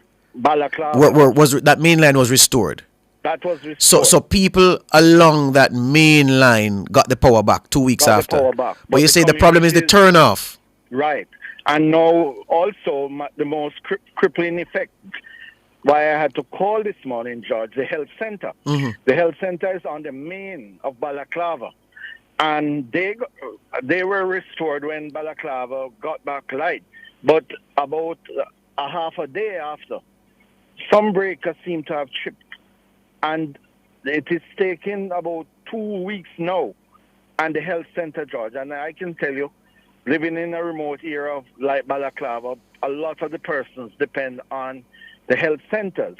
Not many persons can afford the high, doctor's fee. Yes. So a lot of people from the communities. And this morning I got a call. One lady left Roses Valley to go to the health center to get some remedy for her sick child. Mm-hmm. And when she got there, she was told that because of, no electricity, some of the service offered there cannot be rendered, know.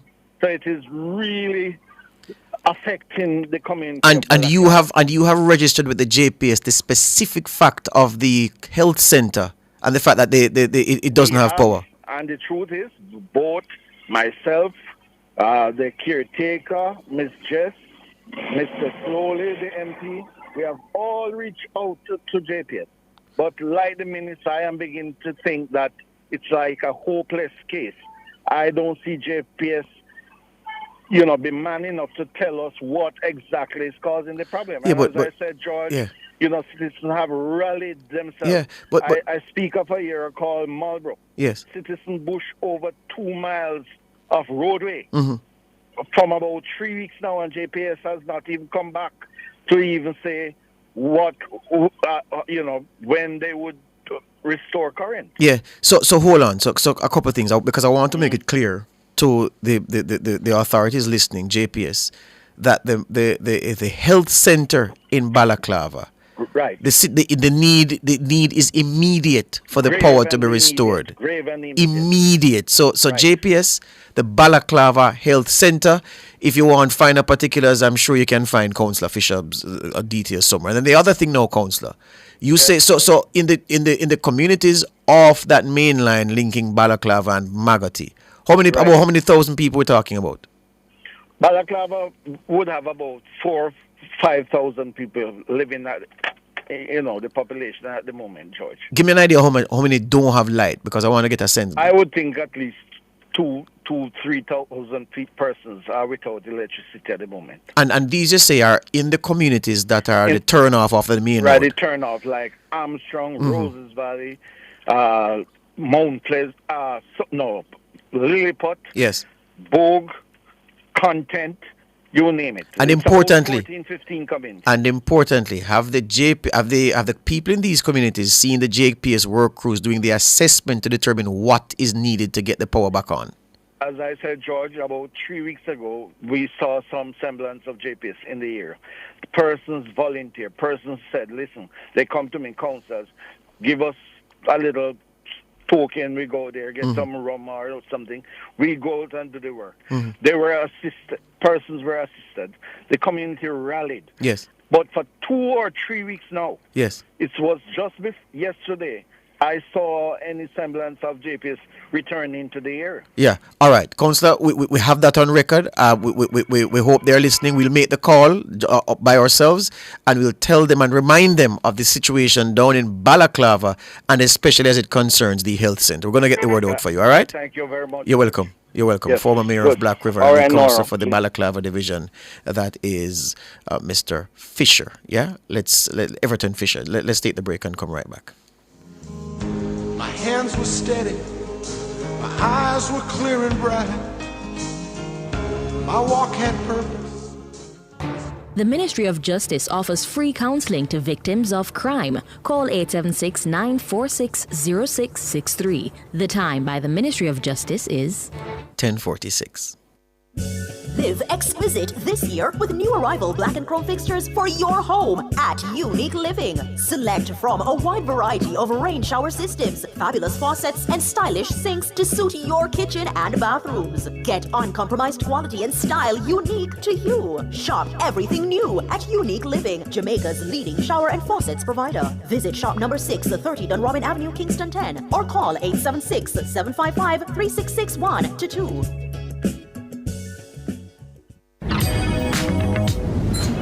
Friend, it's the best decision we've ever made to further our education. We finally have our dream jobs. The Students' Loan Bureau did this for us, you know. Yes, girl, it was a lot of work, but we made it. All I have to start thinking about right now is to repay my student loan, and with SLB's low interest rate, I won't feel burdened at all.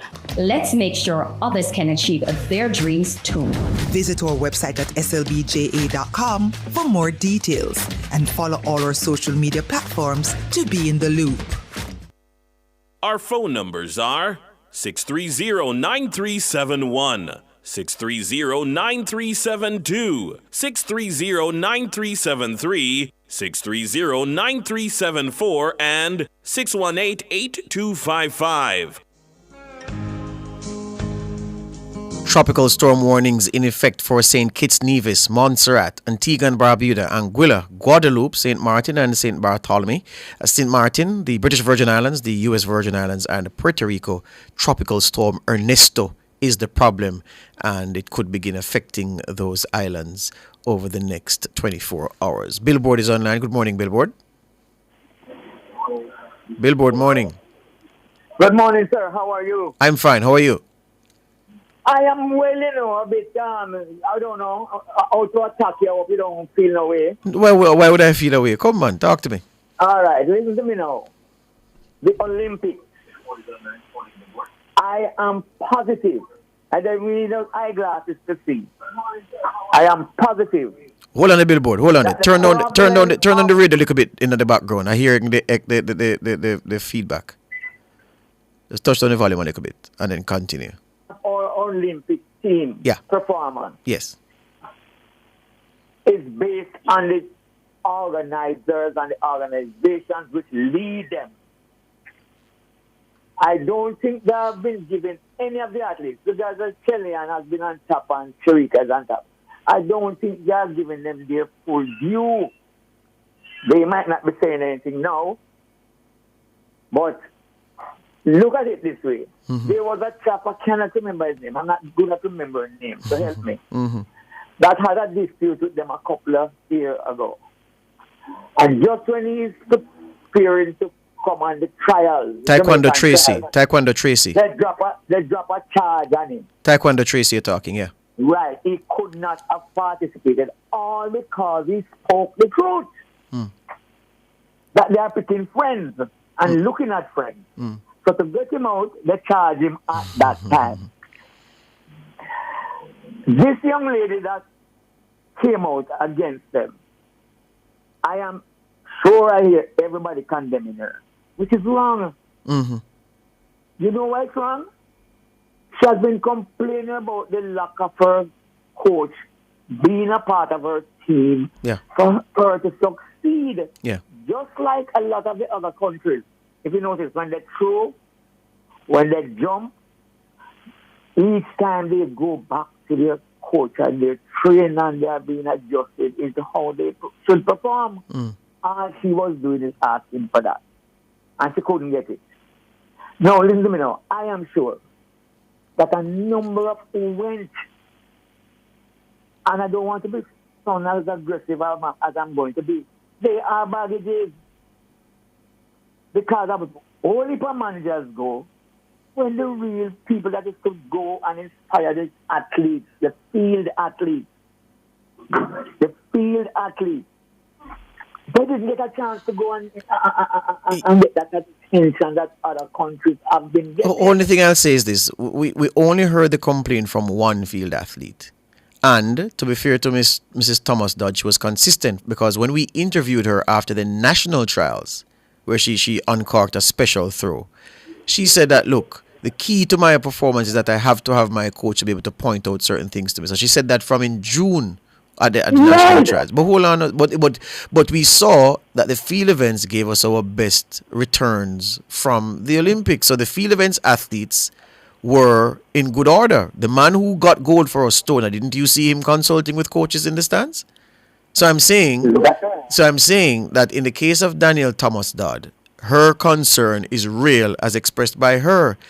Billboard, one of the things that you miss is that administrators don't really mingle with the athletes as much as you think, Administrators name the team and the team flies to Paris. Most of the athletes are in track clubs which make arrangements for them to go into the village. I'm certain the administrators who were there would not have seen many of these big athletes face to face because the athletes are in their own little enclave, either in the athletes' village or wherever it is that their track club decides that they're going to stay to insulate them from whether competitors or from anybody else and keep them in a bubble and just bring them come when they're ready to perform. That's how it works. So it's not a situation where it's not a class trip. It's not a primary school thing where the teacher have everybody and then the teacher say, "Oh, you come over here." So no, that's not how it works. So the influence of the administrators on their performance is overstated because of a lack of understanding of how the dynamic works. You have some self-made persons in various different fields. The guy that do the throwing for us.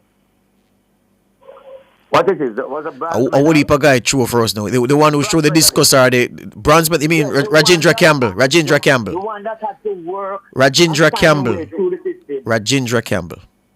He's used to what he was doing. She is not used because she made the complaint quite clear months before. Do you know that you're talking about hold on, Rajendra Campbell was at his first Olympics, Danielle Thomas, that is a 2019 World Championship silver medalist. So she's one of the most experienced campaigners we paraded over there in Paris. And I'm not saying that, Billboard, to say that because you're experienced, you don't need the guidance. Because if you need the guidance, you need the guidance. It doesn't matter how experienced you are.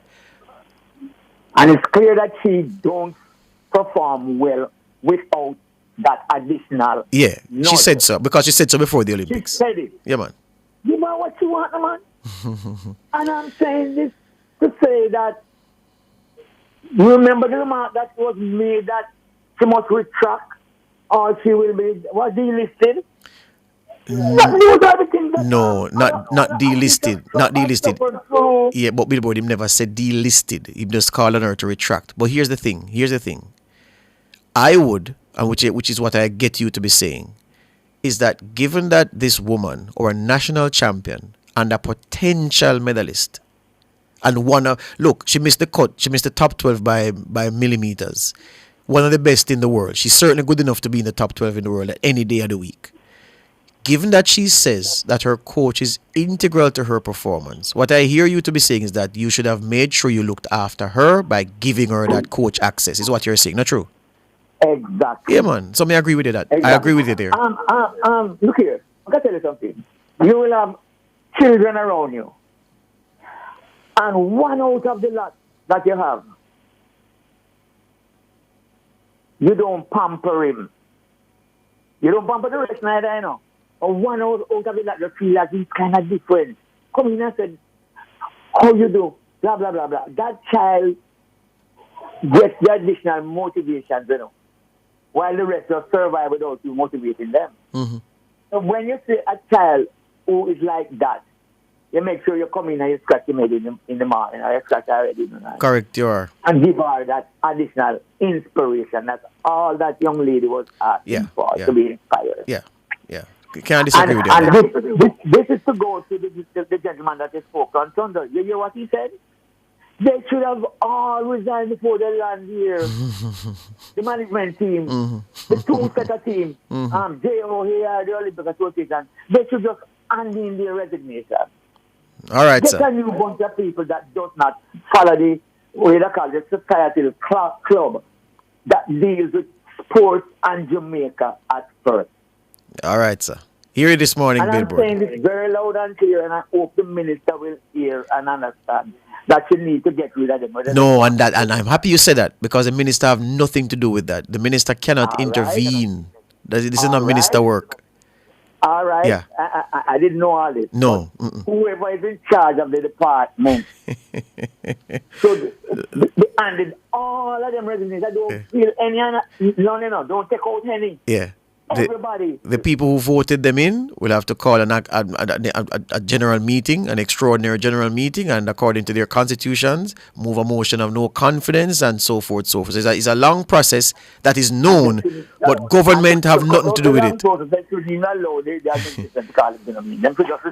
All right, so I hear you this morning. After on. Yes, I hear you on that, Billboard. Thank you this morning. Thank you very much, sir. All right, cool, yeah, man.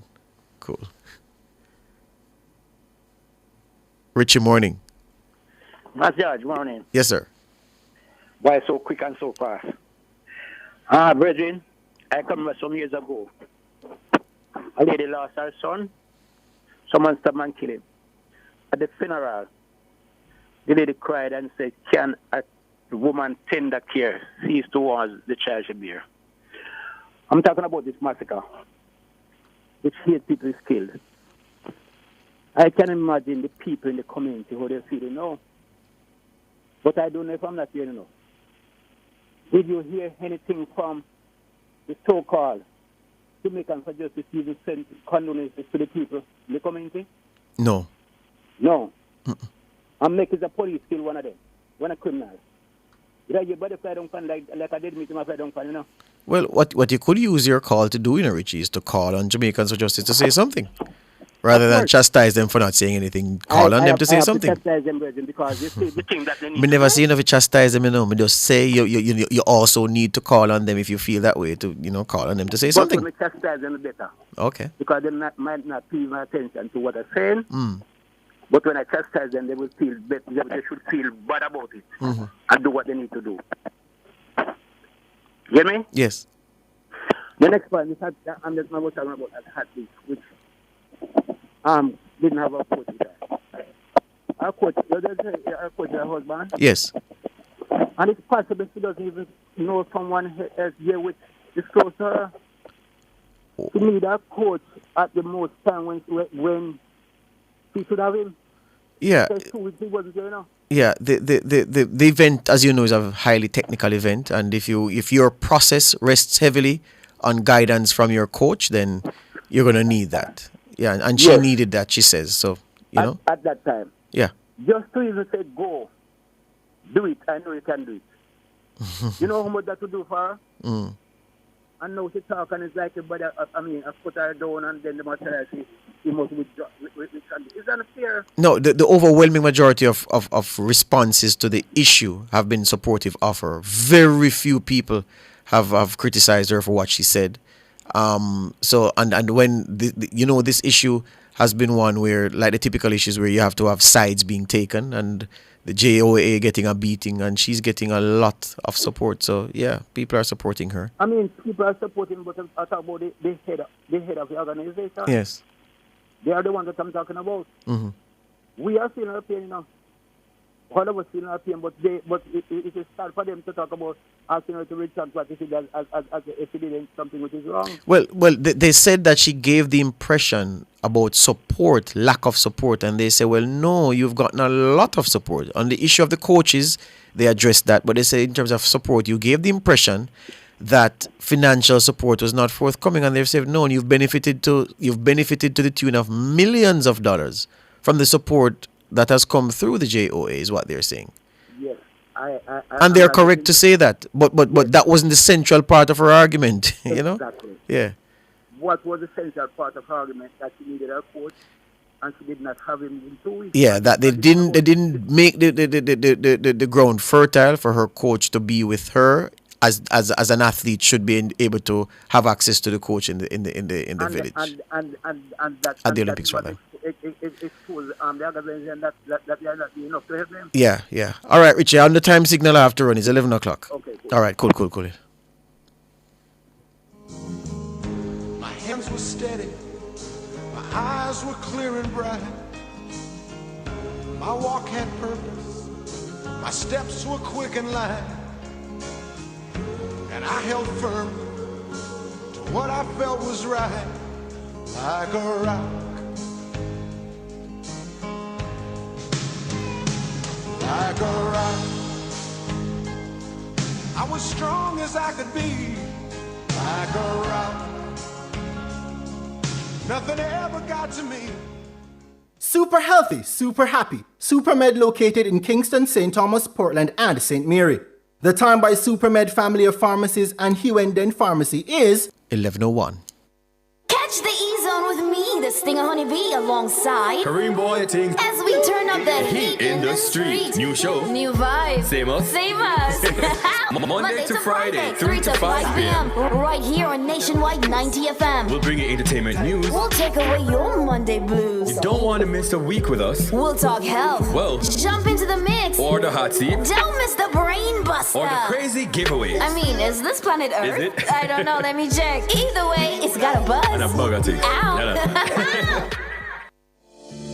Attention all data protection enthusiasts. Tune in to Nationwide 90 FM every Tuesday at 8:20 a.m. and Thursday at 8:25 a.m. for a new program, Data Protection Matters. Starting June 4, 2024, join us as we delve into crucial topics that will keep you informed and compliant. Data Protection Matters is hosted by Chuck Cameron, founder of Design Privacy, your trusted partner in data protection. Don't miss out. That's every Tuesday morning at 8:20 and every Thursday at 8:25 a.m. Stay protected, stay informed with Nationwide 90 FM and Design Privacy.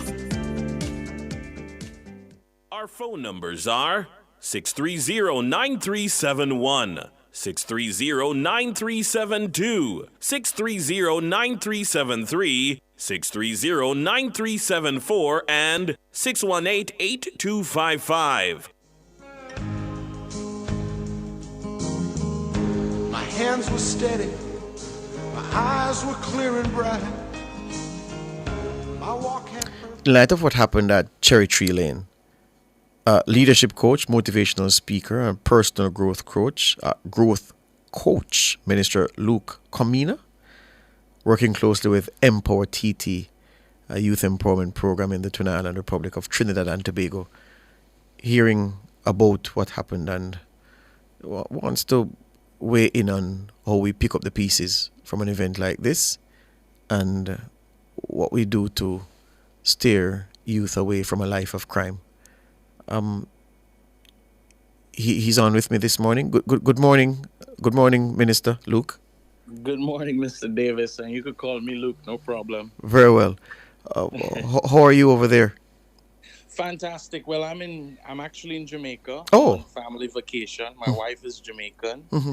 And so we come for at least a month to always, relax in the land of wood and water. Yes. So I'm here, enjoyable, and really I just appreciate the opportunity to add some value. I was looking at the news this morning, heard the news yesterday.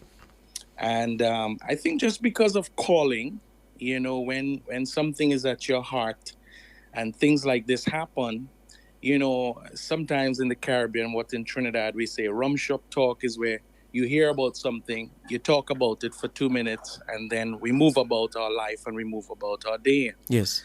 But I think if we continue to do that, I think it's a quote that says, if we change nothing, nothing changes. Mm-hmm. And you have to ask yourself, what are the changes that are necessary to be made for us to see improvement in our nations? When I look at the Caribbean, it's home.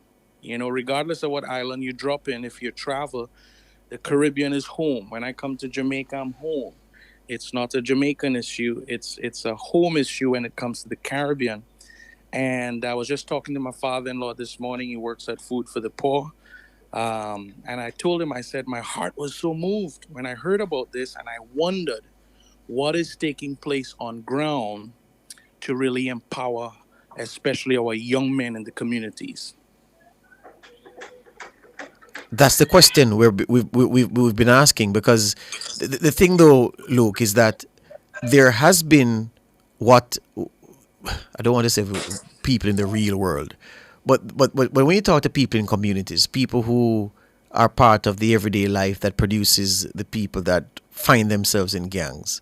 They tell Right. you that the authorities have a view of how to prevent gangs from recruiting youngsters that is outdated, out of line with the reality. They say that, look, the authorities preach skills training and education as the way out and as an alternative when that is no longer an alternative, because who wants to go on the grind to learn a skill to earn entry level wages when crime has never been more lucrative than it is now? When Right. unimaginable wealth can accrue to you just like that by virtue of being a Yes. part of a criminal enterprise. No, so the trappings of wealth, which are clear from other criminals, are so alluring that young people will always be drawn to want to engage in a life of crime, rendering useless what the state and its facilitators and collaborators will want to do to try to present to the youth as an alternative. And that is where the problem perhaps lies.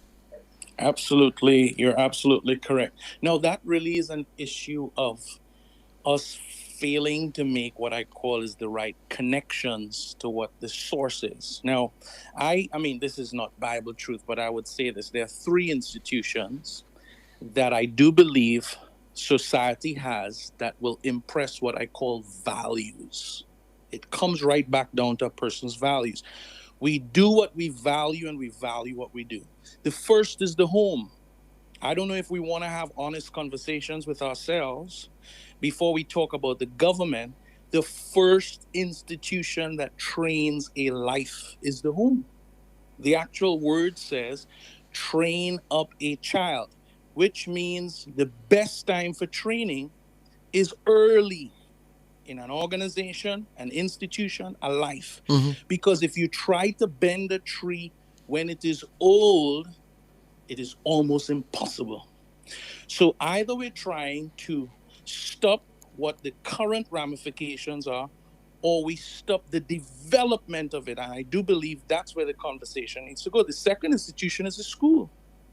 If home fails you, there's some teacher, which a teacher actually is probably one of the most trusted persons in society, even above clergy. Yes. If you do your research, a teacher is more trusted than a politician. Yes. A teacher is more trusted than a police.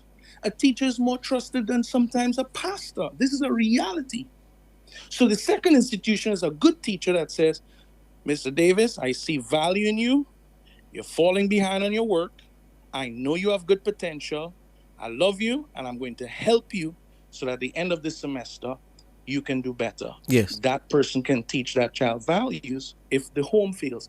The third institution is a parallel of the religious organization or sports and the arts, where you're part of a community group and you get what we call herd community through values. That means you're a part of a community and you're part of the coaching of a football team, and that coach is talking to the young men about their values. Yes. Anytime you escape the home, the school, the church, or where we talk a community group, and that child escapes values, then they are left to society. And you and I know what is happening today, where we are dealing with young men who have been shaped by society. Why? The home has failed them. The school has failed them. And I want to say education needs reform.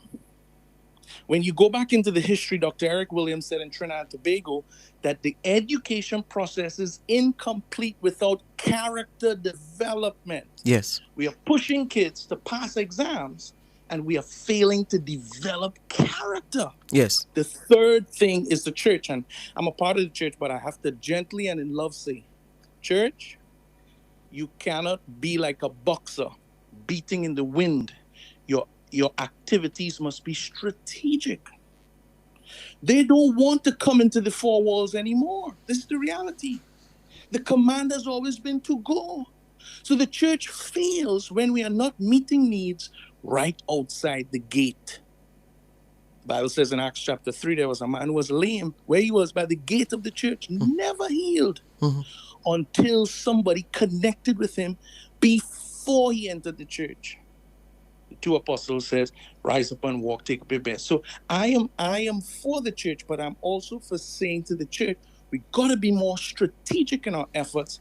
This is our home. Yes. This is our Jamaica. This is our Trinidad and Tobago. Yes. And it's time for all these bodies to come together to shape the young men and the leaders of tomorrow. I want to say it's not hopeless with what we see today, but if we want a different future, we're going to have to attack this problem at its root. Younger, the children, this is where we have to start to teach the values in the home again, in the school again, and in the religious organizations and our coaching networks and sports and the arts. That's where it is. Who or how do you envisage pulling those three broad groups together? I always say it takes leadership. A lot of people are referring now to what happened in El Salvador when you saw a leader go against 70,000 gang members. At the end of the day, the principle is this: everything rises and falls based on leadership. And the thing about what we have failed at is we have failed to come together because we can't agree. And the truth is, we have so many differences, we will never all think the same. And as a matter of fact, if we all think the same, then a lot of us aren't necessary in the room. We need differences, but we have to learn to be mature. Let me give you an example. I'm from Trinidad. My wife is from Jamaica. When I come here, I see sometimes the very high cost of electricity, right? Mm-hmm. I say, how is it that, Trinidad, when I look at the electricity bill, what's the biggest part of your bill? The fuel cost, right? Yes, yes. How is it that you have a neighboring island with oil and gas that is right down the road for me, that can say to their big brother or their sister up the aisles, hey, let me help you solve that problem. And right there in Trinidad, you hear about the problems with foreign currency. I've always said, anytime the Caribbean wakes up to the unity of how we can work together to solve issues, people all over the world are doing it, we can do it too. Yes. But it takes humility in leaders to come together, share the ideas, and then we have to execute. And then when you say the leader, and then when you say leadership now, Luke, are you saying political leadership or the leadership among the organizations in the units you among outlined? The organization, we gotta have leadership in education. We have to have leadership in national security, Ministry of Youth and Sport back in Trinidad. It takes, what I noticed, Mr. Davis, I used to go to these meetings that dealt with national reform or any type of community transformation. And when I sat in the room, I noticed nobody represented the church. Mm-hmm. Now I'm from the church. Mm-hmm. And I used to ask myself, probably they don't see these religious organizations as part of the solution. Yes. And I wondered why. And I said, sometimes you have to empathize and ask yourself, why do people see you the way they see you?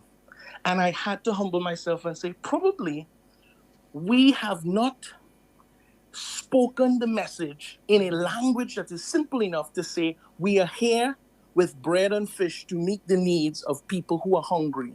Rather, they have heard us say, we are here for you to join our faith. We are here for you to serve our God. We are here for you to align yourself with what we believe in the scripture, but they have not heard how we solve the problem of getting their kids to eat, how we have solved the problem getting their kids back to school, how we have solved their problem to getting healing to their families. We have not made this gospel simple enough that has just meet the needs of people. Yes. And I realized if you study the scriptures, that was the simplicity of Jesus's approach. Mm-hmm. Why did he have bread and fish? He knew that people had natural needs as well as spiritual needs. But if you want people to hear your word, they must feel your works.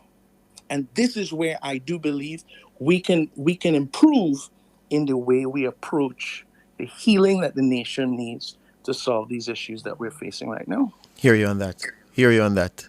Well, let me tell you, it's a conversation starter, and as an expert, an exponent in another area would say, you've given food for thought. Now it's time for the recipients to do the dishes. I tell you, both our countries have the problem with the gangs, have the problem with the violent crime, and the solutions are not different.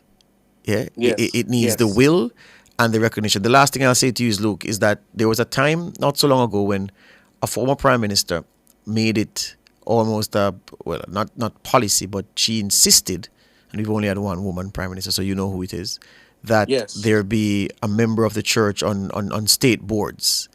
But the appointment was almost tokenized because you felt that the representative of the church and the state board was just there when the meeting was convened to pray and to act as a pacifist if dissenting voices got loud in the room.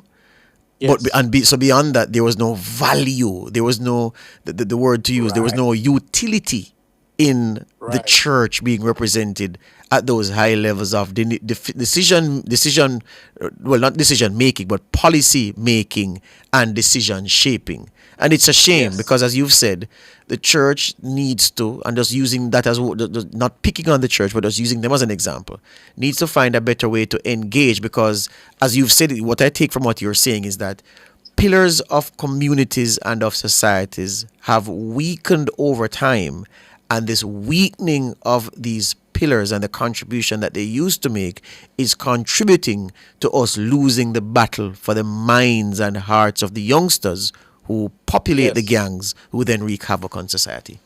Yes, absolutely correct. I mean, I'll just make this last comment. You know, my great-grandfather was a cane farmer. My grandfather did that as well, and then he became a school teacher. My father was a school teacher, then he's a national cricketer, then a pastor. And then you have me, fourth generation.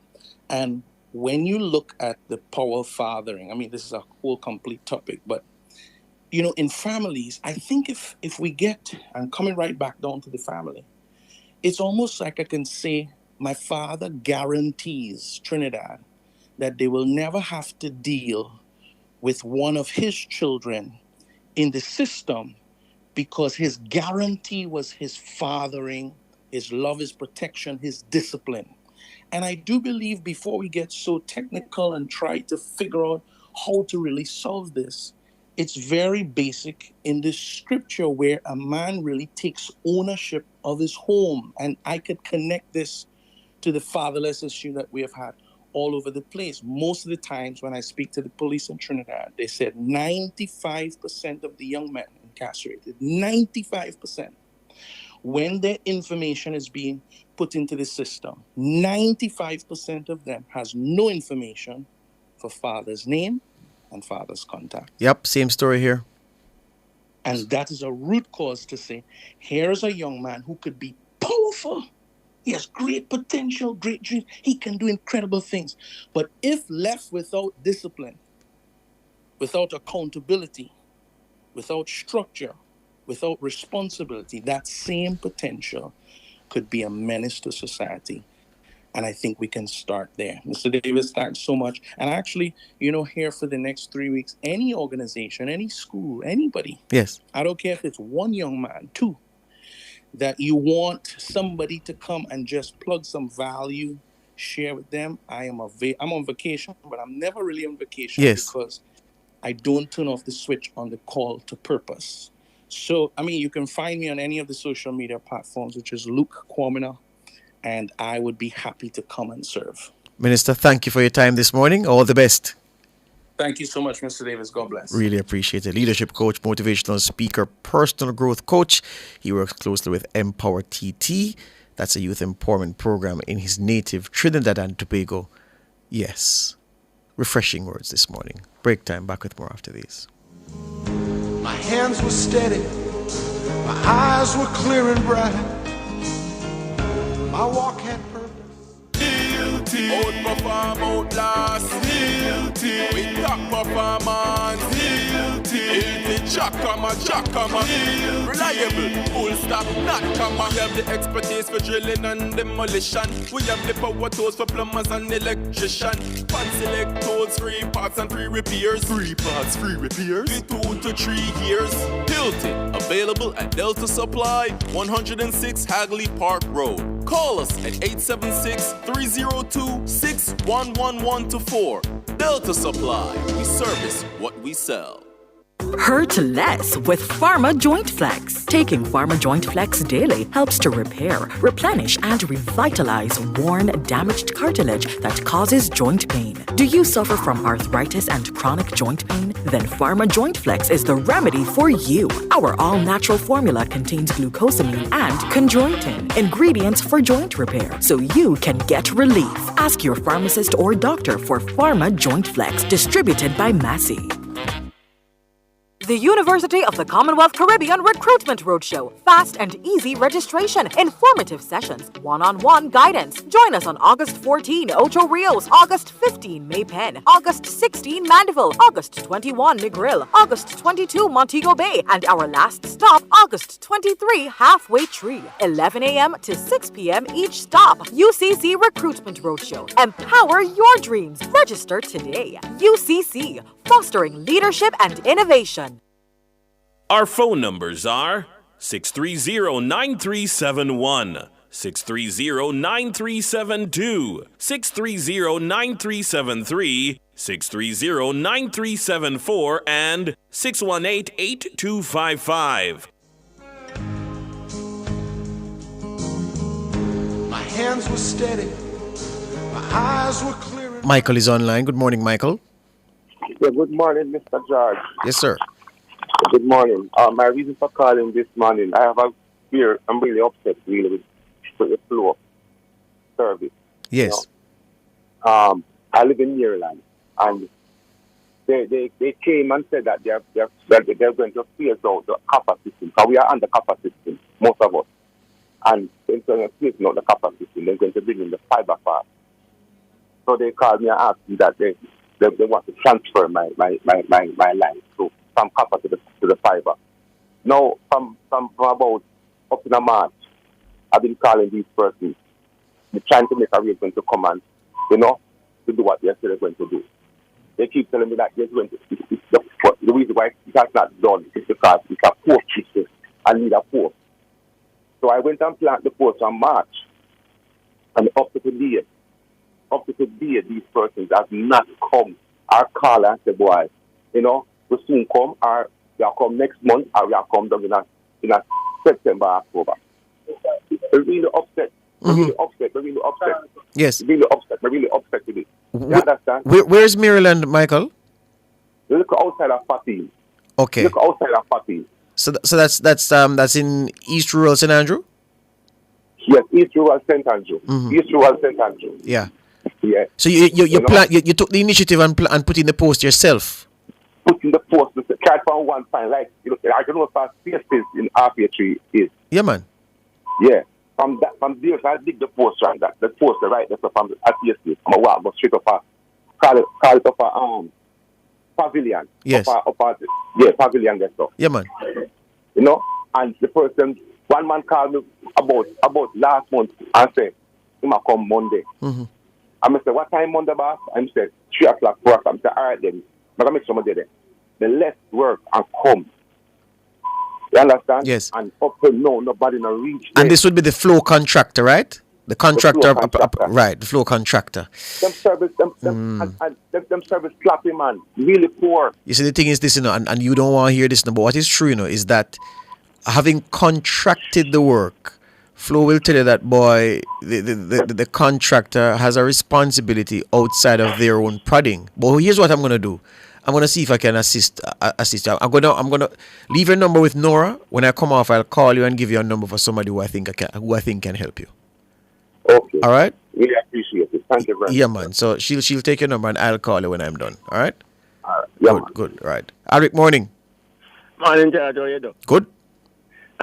First of all, congratulations on the coverage from the City of Love. Yeah, man. Thank you, man. It's a very good team you had there, and the lady made a lot of difference to the team. Too many men in that room, but the lady That's why I put her up on the panel, man. You go like a buck up. and we ended up a fantastic. Yeah, man. Brilliant, man. Although you guys never make him get much sleep, it look like, but we can manage the work, and he's good at what he does. Yes, man. Two things. I want to talk the sports with you. I listened to your preamble and you were spot on, and that was one of the main thing I wanted to talk to you this week. I didn't know you would be on today for Cliff. But before I go there, Judge, since the hurricane, my cable flow line went down the same night of the hurricane. Yes. I reported it 7 times now to flow. I got back light. And 5 of the times that I've reported it, that I haven't got my yard on road, I haven't got any internet. It's since I got back light last week, Saturday. And every time that I reported, George, they promised to call me in 24 to 48 hours. And I know a man don't call me from the floor office and say, boy, we have come. 5 times since last weekend, George. And, Mr. Johnson, we're going to come. Give us 28 to 48 hours, and you'll hear from one of our person who's going to come. And I'll know, Judge. Lord. Me no internet, me can't do nothing. Hold on. So, Alric, I know you move about. You sure you don't leave the yard when them come? Is somebody always at the house? Somebody's here 20. My wife is sick, Judge. My wife goes nowhere. She's here 26. 19. And the last time they came to fix it, it's her phone they call to tell them that they were on their way. And that was the time when I had to go up to Mandeville and really get on. But you would be ashamed of me if you heard me. And 2 days after that, them come. Yes. Because they didn't come for 3 weeks and I had to go up to the office in Mandeville and really tell them some things, you know, man. Yes. Now I don't want to do that again. No, this looks like another one. Alric, may have to call you off here and talk about this thing. Right. I'm going to have to go connect you with somebody I know who can perhaps assist you because this is bad. So remember, hold on, but when you finish, just hold on and Nora will arrange. Yes. All right? Okay, go ahead. Sports now. Yes. The preamble this morning was spot on. And you were nice in terms of talking about the JOA and the JTA, diplomatic as usual. That is George. But I mentioned during the program one night to Ricardo that the JOA and the J3A were quarreling up to 2 weeks before going to the Olympics. And I'm not blaming them for the 6 medals. I had predicted 10 with our big guns. Right. 6 because the big guns didn't turn up. Yes. And as I said this morning, every one of the United States, not only them, the UK, Canada, the big guns turn out. Everybody. We were the only team without any big Well, guns. we and the Bahamas, because remember that Stephen Gardner, the defending 400 meters champion, he pulled up, and then Shawnee Miller ran about 20 meters and pull up. Yeah. So and it affected both teams. Yeah, man. So they were as bad as us with their big guns not firing. All right. So I congratulate the people who got the medal. Big Stone Fling surprised the world. And Kishian will be back. Yeah. He has learned from the experience. Yes. But what I want to I don't know if you are good enough to organize it, John. The J3E and the JOA, it's time to sit down.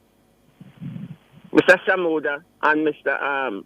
What's the other man name now? Mr. Gale. Mr. Gale. Yes. And as I said this morning, what you're hearing through the grapevine about the sponsorship and thing, it's all in the best interest for the people of this country and for the athletes of this country. And I think you heard the great Glenn Mill say, if you don't do what you have to do now and do it early, 2028 is just around the corner. Yes. And we will be worse off at the next Olympics. And I heard you laughing about the baton chains, Judge. From me, I got primary school and we had the house sports. The teacher used to take away and the runners for the relay and give you the piece of stick and teach us how to pass. Yes. And we don't do that because of the coaches with them. Boy, my athlete not running, and if my athlete don't run this leg, my athlete not running. Yes. We need to straighten out all of that before 2020. Try and do it before the next World Championship. Yes. Maybe we got back to the podium and do what we used to do. Yeah, man. Yeah, man. All right, George. All right. So just organize with Nora and I'll call you when I finish. All right, George. All right, cool. Yeah, man. Mm-hmm. Let's break. My hands were steady. My eyes were clear and bright. My walk had purpose. My steps were quick and light. And I held firm to what I felt was right, like a rock. It's an exciting time for real estate developers and investors as the Greater Bernard Lodge divestment enters phase 4 of its divestment process. Offering residential townhouse lots for sale. Over 22.8 acres of dedicated townhouse blocks will be offered in a competitive divestment process. Visit bernardlodgeja.com for more info or give us a call at 876-929-4000. Be a part of the new and promising township by investing in Greater Bernard Lodge. Bids open in August 2024. Tune in to Nationwide 90 FM, the new revolution in media. Stay ahead of the curve with our cutting-edge reporting and accurate breaking news coverage. We are having an earthquake. Oh, God. Hear it here first on Nationwide 90 FM. Is that really Cliff Hughes talking? Tune in, turn up the volume, and listen. We bring a mix of news, entertainment, and sports to your lives. Nationwide 90 FM's live and continuous coverage of the World Championships in Budapest, Hungary. News and discussions week mornings. Coming up in the news at 6 for this morning. Entertainment in the afternoons, then news again in the evenings. Nationwide news at this hour, fired.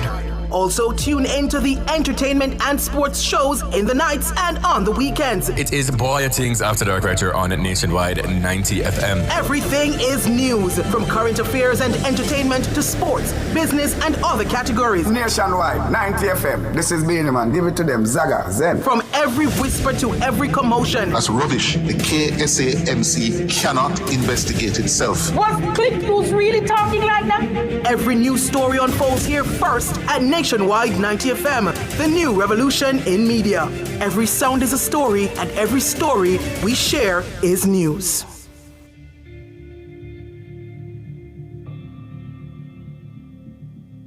Our phone numbers are 630-9371, 630-9372, 630-9373, 630-9374, and 618-8255. Back with us on Cliff Hughes Online. Cliff is just under the weather. Him not sick enough for the newsroom, contributing. So he's well, but he'll be back at the wicket, he says, on Wednesday morning. I understand that on the line I have the Member of Parliament for Western St. Mary, St. Mary man through and through, Robert Montague. Good morning, sir. Good morning, sir, and good morning to your listeners. And please allow me to express my own best wishes for Mr. Hughes, because I know that he's associated with my beloved parish. Yes. And we wish him all the very best and hope that he will be up and bubbly Wednesday morning. Yeah, man. Wishing him, a speedy recovery from whatever ails it. He's hearing you, man. He's hearing you. George, first of all, let me say congrats the way you have handled yourself. I expected nothing less from you. Yes, you sir. are a true professional. Thank you, sir. I decided to call you because the gentleman was on the phone talking about no internet. Mm-hmm. And I can understand his pain and frustration, just like how all the 41,000 registered voters in Western St. Mary and the wider St. Mary understand, because after Beryl, we were one of the parishes that was left without any electricity right after Beryl from the 4th, and I had to seek the Prime Minister's intervention. Yes. To give some assistance to begin to get light Saturday after into the community. But I must also say to you that I want to tip my hat and to pay tribute to the emergency workers, to the contractors at the JPS and their team members, to the National Water Commission, to the Solid Waste Company, to the Ministry of Labour and Social Security, the NWA, to the Ministry of Health people, the St. Mary Municipal Corporation, all these emergency workers and welfare workers, Red Cross and the parish. And most importantly, George, to the citizens of St. Mary, the ordinary citizens who opened their homes to their neighbors, who shared food, who shared water, who shared the space, who came out, got power saw and cutlass and cleared the roads in and out of their community. I must tip my hat and I must offer congratulations. And I must point out that in the midst of the restoration, we are not fully restored. We have about 4 sections of communities in terms of electricity to get back up. There was a lead contractor assigned to Western St. Mary, Mr. Clayton Henry, Tommy Henry we call him. Yes. Shortly after burial, he lost his first child and son. What? Died. Whoa. Young man of about 30. Yes. And Mr. Henry did not come off the road with his team. Oh. And on his team were about 5 persons when they started who did not have electricity at their home. Yes. And they were out there day after day after day. Yes. Trying to get communities to be restored with electricity. And I really am so moved by it. Yes. And in the midst of, you have persons expressing understanding, and then you have 1 or 2 who would try to abuse them. And when they're trying to explain, because people would say, I don't see anything wrong with the wire in my area, why I don't get back light. But if there's no light coming into your area, you can't get back light. Yes. And when they're trying to explain, some people understand.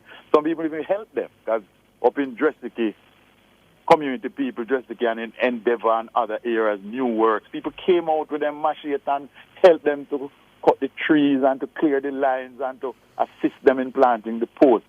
That kind of community spirit, George, yes, is not dead, and we need more of it in not only in St. Mary but in Jamaica. I empathize with the people who have not received light in other parishes where maybe the teams were not as focused or as energetic.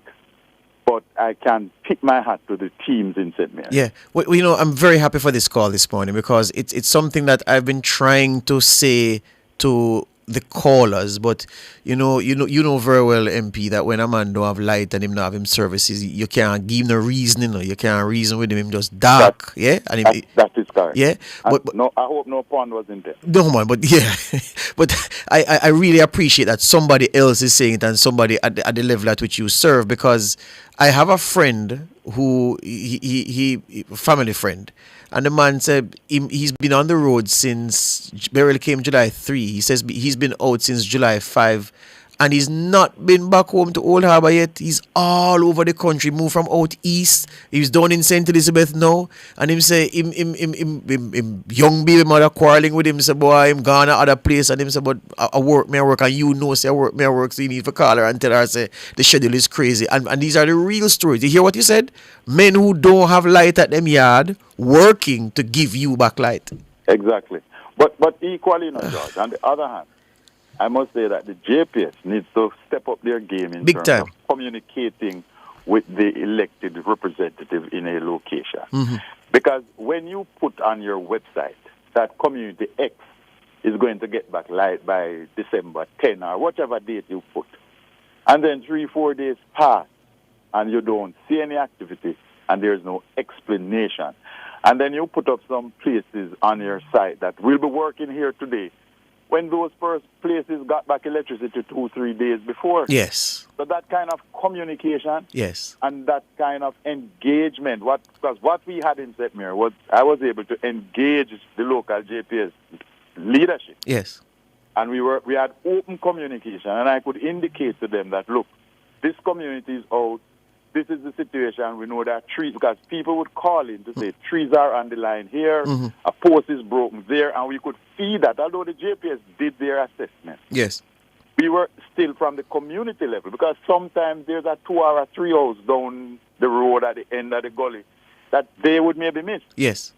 And we were able to feed that local information. They accepted the local information, and they gave us feedback to say, look, this community, we will not be able to get up there because we need to fix the high tension wire 3 communities down the road in order for the current to come up. So we could then factually explain to people and seek their patience and understanding. Mm-hmm. And we were able to say, look, it's another 2 days before where the pump is will get back, so you won't have any water. And we could open, sometimes the citizens were not satisfied, but at least they would say, they know. Yeah. So the false hope and expectation was taken out of the equation in Western St. Mary. Let me ask you before you go, MP, in terms of in Western St. Mary, in terms of the community access points for Wi-Fi that were there before burial, how them still know the service is restored, access restored, and the private internet service that people have, people complaining to you that flow digital out, or what's the state of that? Well, in many cases they are back, but spotty. So it is here this minute, gone the next minute. But each day it is improving. With regards to the community Wi-Fi, the USF, they are aware and they have indicated to us that the private service providers are working to bring up back those sites. With regards to our schools, since I'm here, just give you a quick update. Water Commission, all of their pumps have now received electricity, and they, however, indicate that sometimes, because they were down for so long, storage has to be built. Everybody's going to be trying to fill up their tanks, etc. So not everybody will get back water immediately as the pump gets water. Right. And there are issues. Sometimes there's a low voltage issue. Because, you're still trying to work through the various issues. Yes. So they're just asking for understanding. Solid waste is back to regular schedule, and they'll soon be starting what they call they have started a bulky waste collection, where the fridge and the old car and a lot of this stuff, the tree trunks and a lot of this stuff that, were exposed by burial will be taken up. With NWA, all the roads are open to two-way traffic, and they also will be doing a cleanup. Our clinics, all the clinics and the two hospitals in the parish are open and up and offering full service. Yeah. I know the Ministry of Health has started a fogging program. And I say to my fellow citizens, if you haven't seen them and if you have made a report, also make a report to your councillor, because it is the municipal authority as the local board of health that helps the ministry to put together a fogging schedule. Yes. With regards to our schools. Yes, I was going to ask about the school plans. There are 4 of my schools that are currently under repairs. Yes. In trying to get the schools ready. I think we have another 6 schools that ought to get ready, but you still have to go through the different protocols and processes to get contracts in place. But we have 4 schools that are already, work has started to get them ship shape and ready for September. The Ministry of Agriculture, through RADA, they are out in the field doing their assessment for farmers, and the Ministry of Labor and Social Security, they have offered human service as they each home that is reported to them, they send an assessment team, and this year they have indicated that in former years they would see a lot of fraudulent claims. They are not seeing that this year. I think they said maybe about 3 or 4 cases. One case where somebody said their roof was blown off, and when the team went there, it was a deck roof. You can't get from that. We understand that. Yes. But in the main, I'm so very proud of the people of St. Mary in the way they have come together, in the way they have dealt with, prepared, and treated with the after effects of Hurricane Beryl. And I hope that we will learn lessons from that as we go forward in this supposed to be very active season. Yes. And I'm sure not only individuals will learn, but the parish and the country will also learn. Hear you on that. Thank you for the call this morning. Thank you. Oh, well, let me also add my bit of condolences to the families in Clarendon. Yes. Who lost their loved ones recently in a rather tragic way, very brutal and tragic. And just to say that on behalf of the Jamaica Labour Party, I know that we are saddened by the incident, and whatever support that is needed, the state is providing it. I'm very confident in the Prime Minister and the Minister of National Security to bring the necessary and needed resources into the mix. And I want to urge community members and local leaders to provide whatever information they have. Sometimes people have information and they don't think it is good information. But the last little bit of information you have might just be that little bit that the police need to complete the puzzle. So we want to urge calm. We want to urge those prayer warriors to lift up their voices, to bring comfort to the families that are distraught, and to say to the communities, do not harbor the perpetrators. If you know them, expose them. Hear you on that. JLP Chairman and a Member of Parliament for Western St. Mary, Robert Montague. Thank you this morning. Thank you, sir. Thank you for having me. Good. Break time here on Cliff Hughes Online. My hands were steady, my eyes were clear and bright. My walk had purpose, my steps were quick and light. And I held firm to what I felt was right, like a rock.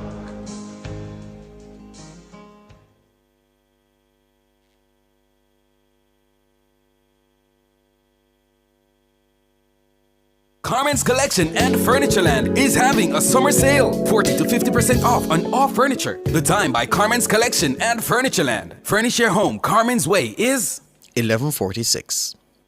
If you are 40 and over, CCRP offers a world of benefits. Access to valuable health plans from Sagicor, discounted home and auto insurance from J&GI, and discounts from over 100 retailers and service providers. Enjoy wonderful tours, social events, and much more. Visit our website, ccrponline.org for details. CCRP, life to the fullest. But is this real? Hey, Greg, come look at this. Oh my, it's happening. Mr. Daniels, the numbers keep getting bigger and bigger. Sir, the clicks are off the charts. Hello, sales? What's the emergency? 9,000 clicks in one day? 3,000 order? So how much we have left? What? I soon call you back. Mr. Nakamoto, it's Danny from Jamaica. I need 5,000 of the big ones. We're back in business. Yes, sir. Arigato. Suene. Amplify your brand. Let Nationwide 90 FM assist you in tapping into a captivated audience across our social media platforms. For more information, contact us at 876-630-1210 or sales@nationwidenewsnetwork.com. Businesses, companies, and entrepreneurs, let's supercharge your brand. Our phone numbers are 630-9371, 630-9372, 630-9373, 630-9374, and 618-8255. We're back with Richard online. Morning, Richard. Friend George. Morning. Hello, George. Yeah, man. Go ahead, man. Morning. Good. Yes. Can we get the information from Maureen Shepherd? Why is it hidden from us in the history that we had some black slave owners during the time of slavery in the 1830s? You mean Professor Vereen Shepherd? Yes. Oh, I think why was that history hidden from us?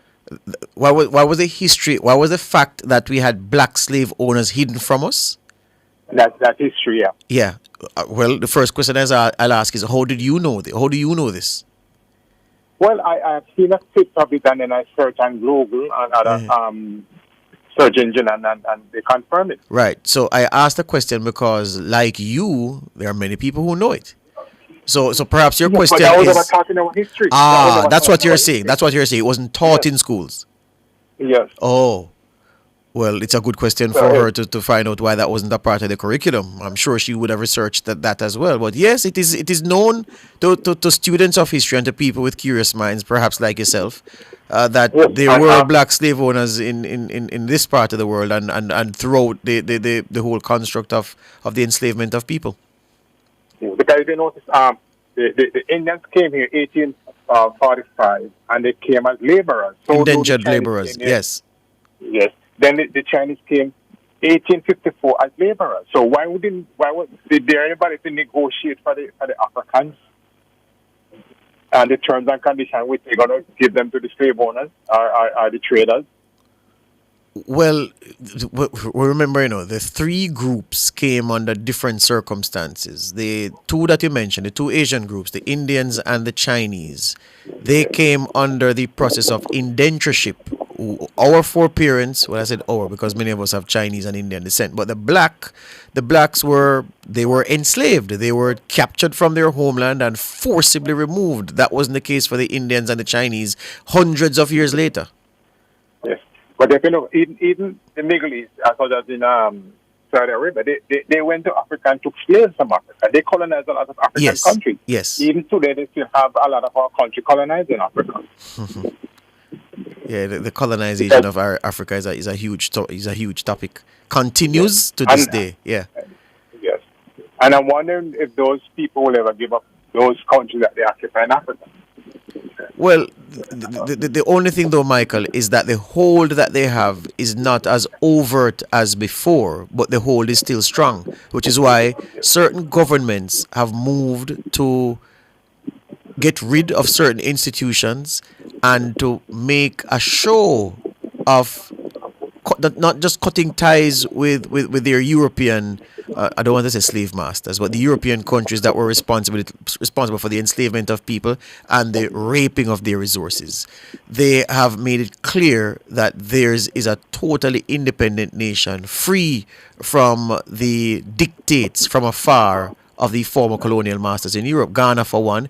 There was a story just last week where the Ghanaian Prime Minister announced that for the first time, gold was being mined, meaning processed rather. So you extract the mineral and you mine. That never used to happen before, despite the untold quantities of gold that have been extracted and sent overseas for mining and manufacturing to other products. They're just now starting to do that kind of processing with the mineral taken from their own earth. So that's also an important part in the cutting off of ties and the separation between the country that was formerly under the rule of colonial masters then and the country that is independently led by blacks and controlled by their own people now. Yes, but even in America, there were 6 slave owners during the time of slavery, but that was not also taught in the history. There were what? There were 6 black slave owners. Okay, blacks, right. I didn't hear the black part. Yeah. And it was, I never seen the history just because I'm a curious fellow. Yes. And like to dig into history, and I love history, Yes. And finally with you, sir, I don't understand why the Maroons think where they are is sovereign when they have an agreement that the British would have choose a successor whenever the earlier dynasty are died out. So if the British governor have that power, how could it be sovereign? Yeah, I've read the various Maroon documents. I read them then and I've read them now in light of the new standoff involving the Forestry Department. And in my reading, I don't see sovereignty, I must admit. Someone needs to point me to it because I don't see it. Not in the way that Chief Curry and his people say they are sovereign. I'm not seeing that. Yeah, I'm not seeing that. George, my respect, you're a well-learned guy. I try my best, sir. You're the man. Keep reading and share the knowledge that you get. A long time I listen to you, from you used to be Khalil and other people. A long time I listen to you. Yeah, man. Yeah, man. Far away I come from. I know you. All right, yes. Respect. Yeah, man. Can we get one more before we break for the news? Okay. All right. Hopeton. Morning, Hopeton. Yeah, morning. How are you doing? I'm good. Great. I just want to put a little situation to you and get your opinion in terms of fairness. Mm-hmm. Right? I have a station wagon vehicle, right? And I am a farmer, and I have like my tools in there. So I'm stopped by the transport authority, a joint thing with the police as per usual. Yes. And they said, you need to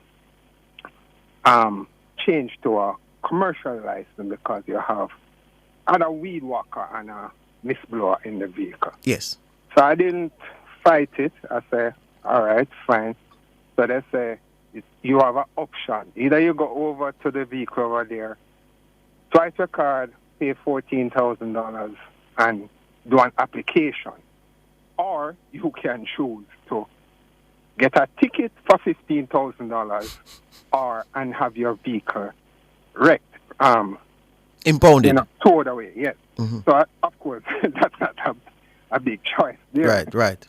So, went through the process, do that. But then, my challenge with it is this. There's a window of like just 2 weeks, right?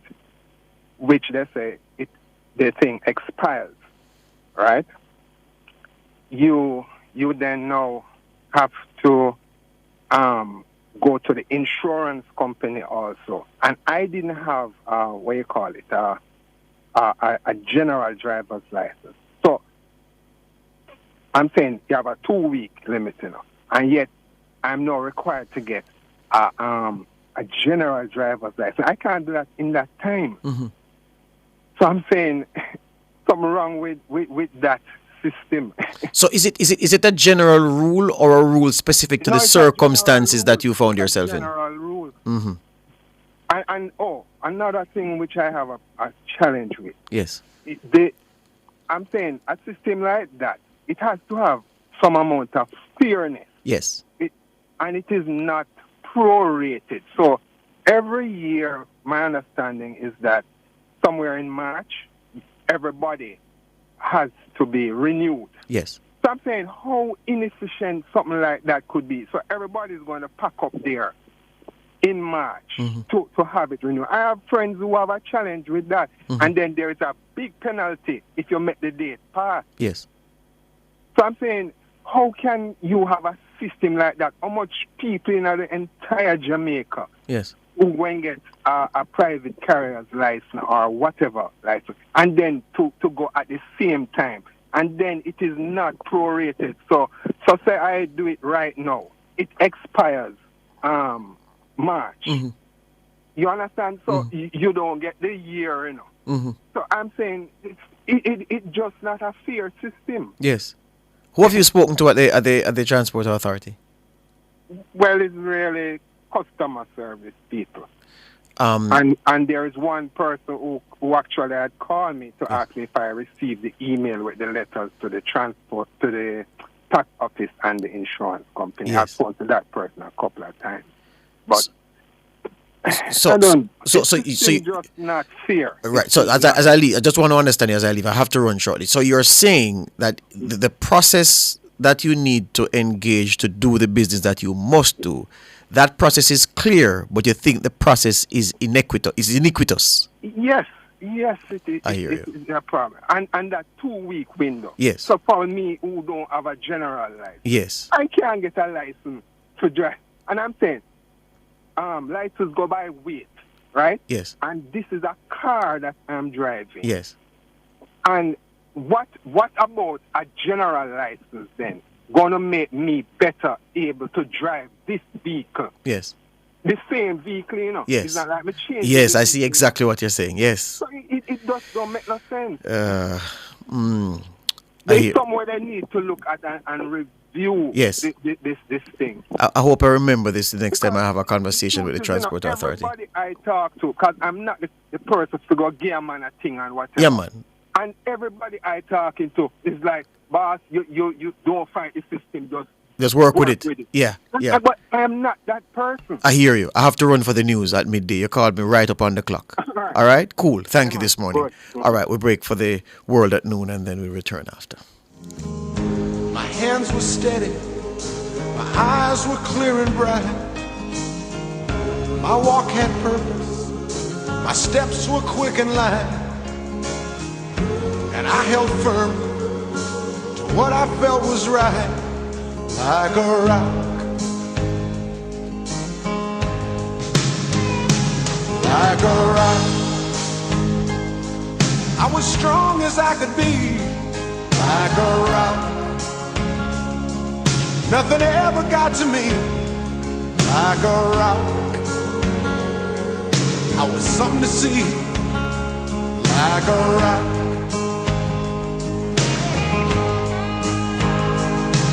And I stood arrow straight, unencumbered by the weight of all these hustlers and their schemes. I stood proud, I stood tall, high above it all.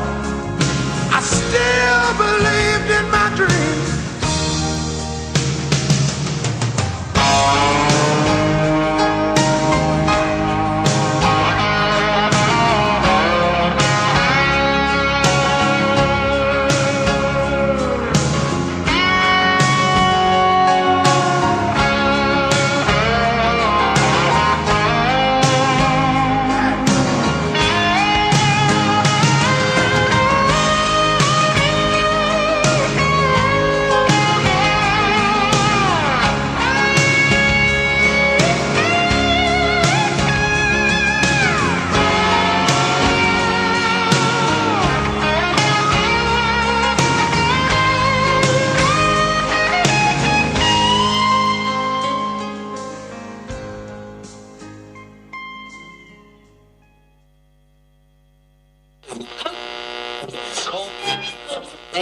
baby, I love you. It just keeps getting better.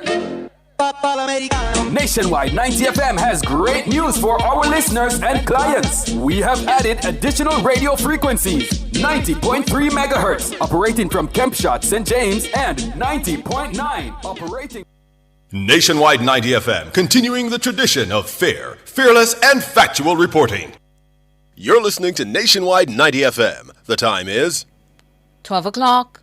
The news at noon teasers are brought to you by Educom Cooperative Credit Union, providing value through service. It's credible and factual. The World at Noon on Nationwide 90 FM.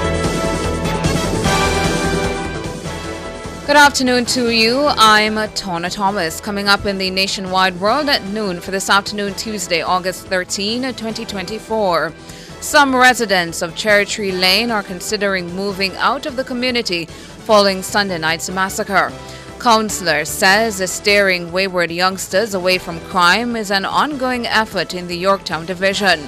Continued lack of electricity in Holland poses increasing risk to crop viability in St. Elizabeth. NDM condemns the Cherry Tree Lane massacre. In regional news, a tropical storm Ernesto drenches northeast Caribbean. In international news, UN chief calls for permanent Africa Security Council seat. And in midday sports, Reggae Girls captain Khadija Shaw shortlisted for the PFA Female Player of the Year award. The details after the break.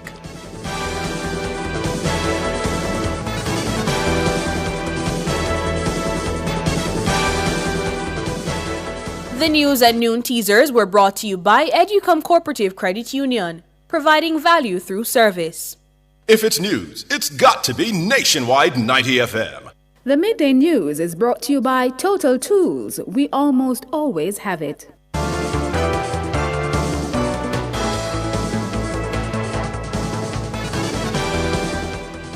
Now to the details. Councillor of the Yorktown Division in Clarendon, Anthony Davis, says some residents are contemplating relocating from Cherry Tree Lane following Sunday night's massacre in the community. 8 people were killed and 9 others left suffering from gunshot injuries in an indiscriminate drive-by attack. One of the persons that I assisted yesterday in taking to the hospital to pick up her medication was telling me that, she is not going to complete her house. She is building. She's not bothering with it. So there are persons who would want to leave. On the other hand, there are persons that are adamant that no amount of violence is going to cause them to leave what they have worked hard for. So people have worked hard and built their lives in that community. It's a relatively peaceful community. Councillor Davis says he was stunned when he got the call and rushed to the hospital. At a moment you would want to relive. I stood at the hospital there, trying to give some amount of comfort. At that time, there's nothing to say, just to be there. And to listen every other 5 minutes of the hospital personnel coming out and informing another family and the community that somebody else have passed, a loved one, a daughter, a son, and to hear the screams and the cry piercing your heart every other 5 minutes. Anthony Davis, councillor of the Yorktown Division, speaking on Nationwide this morning on Tuesday. Councillor Davis says state assistance will be needed to help the families bury their loved ones. Police have imposed a curfew in the area in response to the incident. It's expected to remain in effect until Friday, August 16 at 10 a.m. Meanwhile, Councillor Davis says political and religious groups are constantly carrying out social intervention in the Yorktown Division to win over wayward youngsters drawn to the economic trappings of criminal activity. He was speaking on Nationwide this morning on Tuesday. Councillor Davis, who is also a local pastor, says his church is always trying to put a Bible into the hands of youngsters who are on the brink of turning to a life of crime. We are constantly vying for their attention, their lives, to point them in the direction that we see and are convinced that are better. One of our church elders puts it this way: we have to put a Bible in their hand before somebody put a gun in their hand. I would go to the extent of saying we have to put a scale, a tool, a level, a showy, a spanner. According to Councillor Davis, not all the youngsters are recruited. Some venture into criminality on their own. I don't want to say it's a recruitment, because I wouldn't say a recruitment. It's a matter of the youngsters, even themselves, as you would put it before, gravitating to what they think is more quick and fast. So they do gravitate to that, even without persons, coming to them. He says those who have benefited from social intervention are slowly transitioning to gainful employment. Most of them that I've interacted with have turned. There are those who are trying to strike a balance. These youngsters live in a situation where if you make a sudden sharp turn, you can be considered as an informer and put yourself in danger. But they are balancing, and some of them have found themselves gainfully employed and realize that it's best to have your own, as small as it is. Anthony Davis, councillor of the Yorktown Division. And the National Democratic Movement, NDM, has added its voice to the public condemnation of the Cherry Lane massacre, which claimed 8 lives and wounded 9 in Four Paths, Clarendon. Chairman Michael Williams labelled it as an act of terrorism, which has plunged the community and Jamaica into a pall of gloom and fear. Mr. Williams, who is also the party's spokesperson on national security, urges the state to act decisively to deal with the threat. Noting comments from Prime Minister Andrew Holness about going after gangs, Williams said the administration and the opposition should also target politically affiliated gangs. He's also calling on the police commissioner to widen the target areas in the constabulary's search for the perpetrators of Sunday's mass killing to constituencies in Kingston and St. Andrew. In the meantime, the NDM chairman has said the police force needs increased pay and manpower to effectively tackle crime.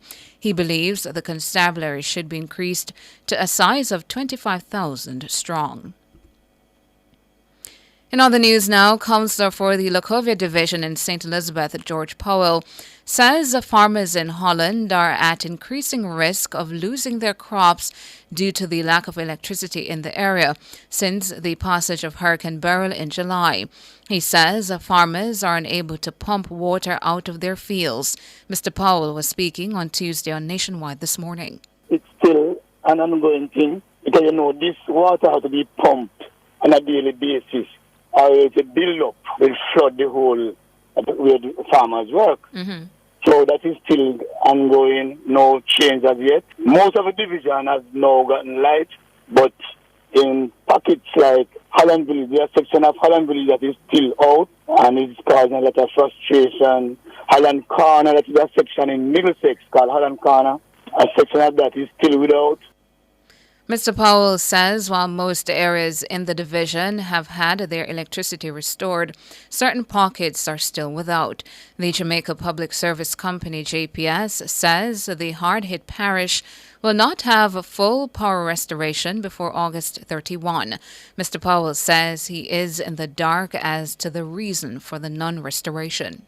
They'll be totally losing their crop because they have been complaining for like 2 weeks now that the water is rising. And if that nothing is done to that, they'll lose all their crops. About how many farmers are affected? Due to the fact that they are ananas farmers, so I'm not sure how many here now. I'm really not sure how many is on the land now who actually had crops there now. And what's holding up the restoration in those areas that you've mentioned? Well, as it relates to Holland, there's not much information coming from JPS as to where, because that pump, I understand, uses a lot of power. So I'm not sure if due to the fact that they have been restoring other areas and maybe they have not reached the point where they can power all of those. I'm not sure. George Powell, councillor of the Lacovia Division. The University of Technology Administrative Staff Association, UTASA, has come to a consensus with the university administration over an outstanding compensation review. The groups discussed the issue on Monday. Speaking with Nationwide News, President of UTASA Jeanette Grayson the president of UTASA, Jeanette Grayson, did not disclose the details of the agreement. She said, however, that the association has scrapped plans to stage a protest. She said the executive would present the offer to the association. Grayson explained that the situation arose because of the university's failure to present a compensation proposal that aligned with the salaries of similar workers across the government sector. The issue dates back to April 2022. There is growing concern over the number of motorcyclists being killed on the nation's roads. The concern has been raised by Vice Chairman of the National Road Safety Council, NRSC, Dr. Lucian Jones.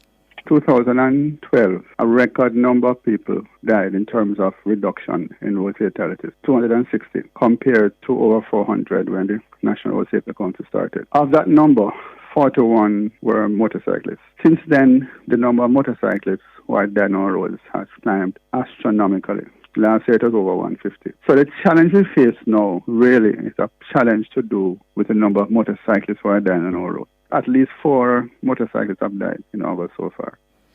According to the police's Public Safety and Traffic Enforcement Branch, PSTEB, 237 people were killed in road crashes between January 1 and August 11 this year. Of that number, 77 were motorcyclists. 2 of those riders were killed in separate crashes last Friday.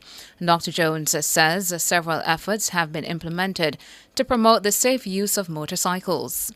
A number of initiatives have been taken to try and reduce motorcycle deaths, one of which is the National Helmet Wearing Coalition, which is aimed at creating an environment in which motorcyclists will want to wear helmets. We have also started a motorcycle training program in the western part of the country. The biggest one, of course, is enforcement, and enforcement is being carried out now by the police. There are some deficiencies in the breathalyzer system. The data has shown that 30% of those who die in crashes, drivers, were driving under the influence of alcohol. We got some funds from the UN Road Safety Fund to try and increase the number of breathalyzers and increase training. So we're hoping at the end of that program, we can ramp up the breathalyzer program. So the control of alcohol is a big issue. You can get a hold of that. If you can get a hold of the motorcyclists who are not wearing helmets, from 80% of them who are dying not wearing helmets, we are basically advocating for all of those things. Dr. Lucian Jones, the Vice Chairman of the NRSC.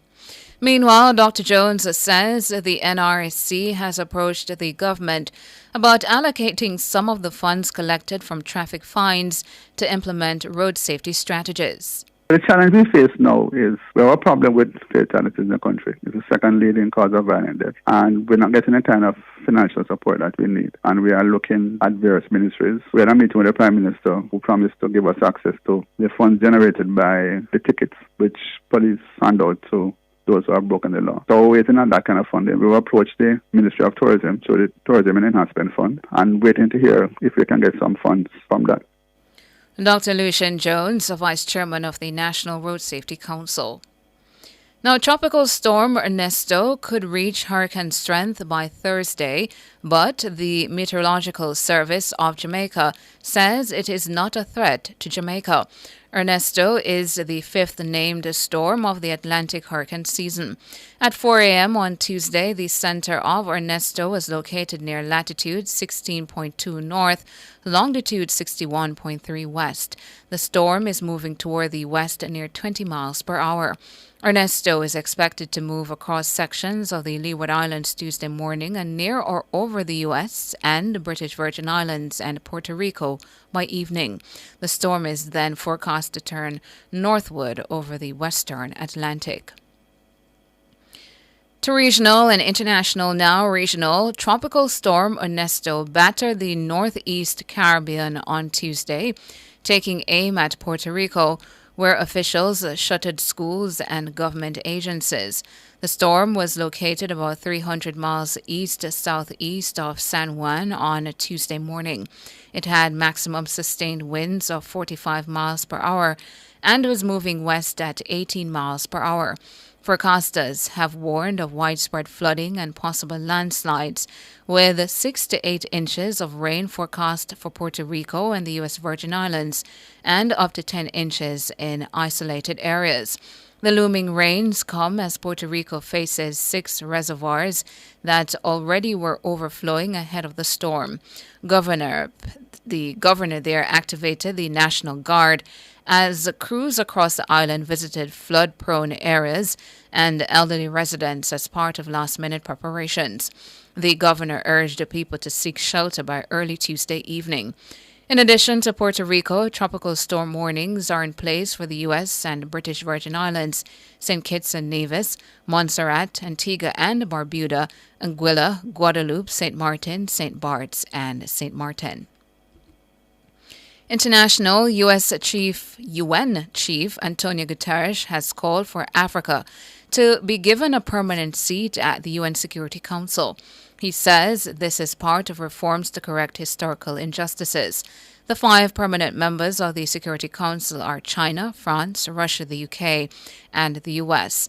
The 10 non-permanent members are allocated by region, but unlike the permanent members, they do not have the power of veto. The Security Council has long been criticized for representing the realities that prevailed at the end of World War II, when much of Africa was still under colonial rule. Making his case, Guterres says the world has changed since 1945, but the composition of the council has not kept pace. The African Union has long been pushing for the continent to have 2 permanent representatives on the council and an additional 2 seats as non-permanent representatives. The Council's responsibilities include authorizing peacekeeping operations, imposing international sanctions, and determining how the UN should respond to conflicts around the world. And that's it for the news at 12. Up next, sports.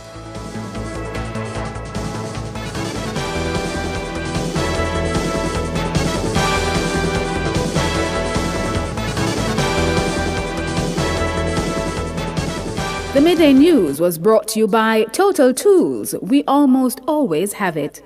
Success powered by learning. The Time brought to you by Sandals Corporate University. Come grow with us is 12:18.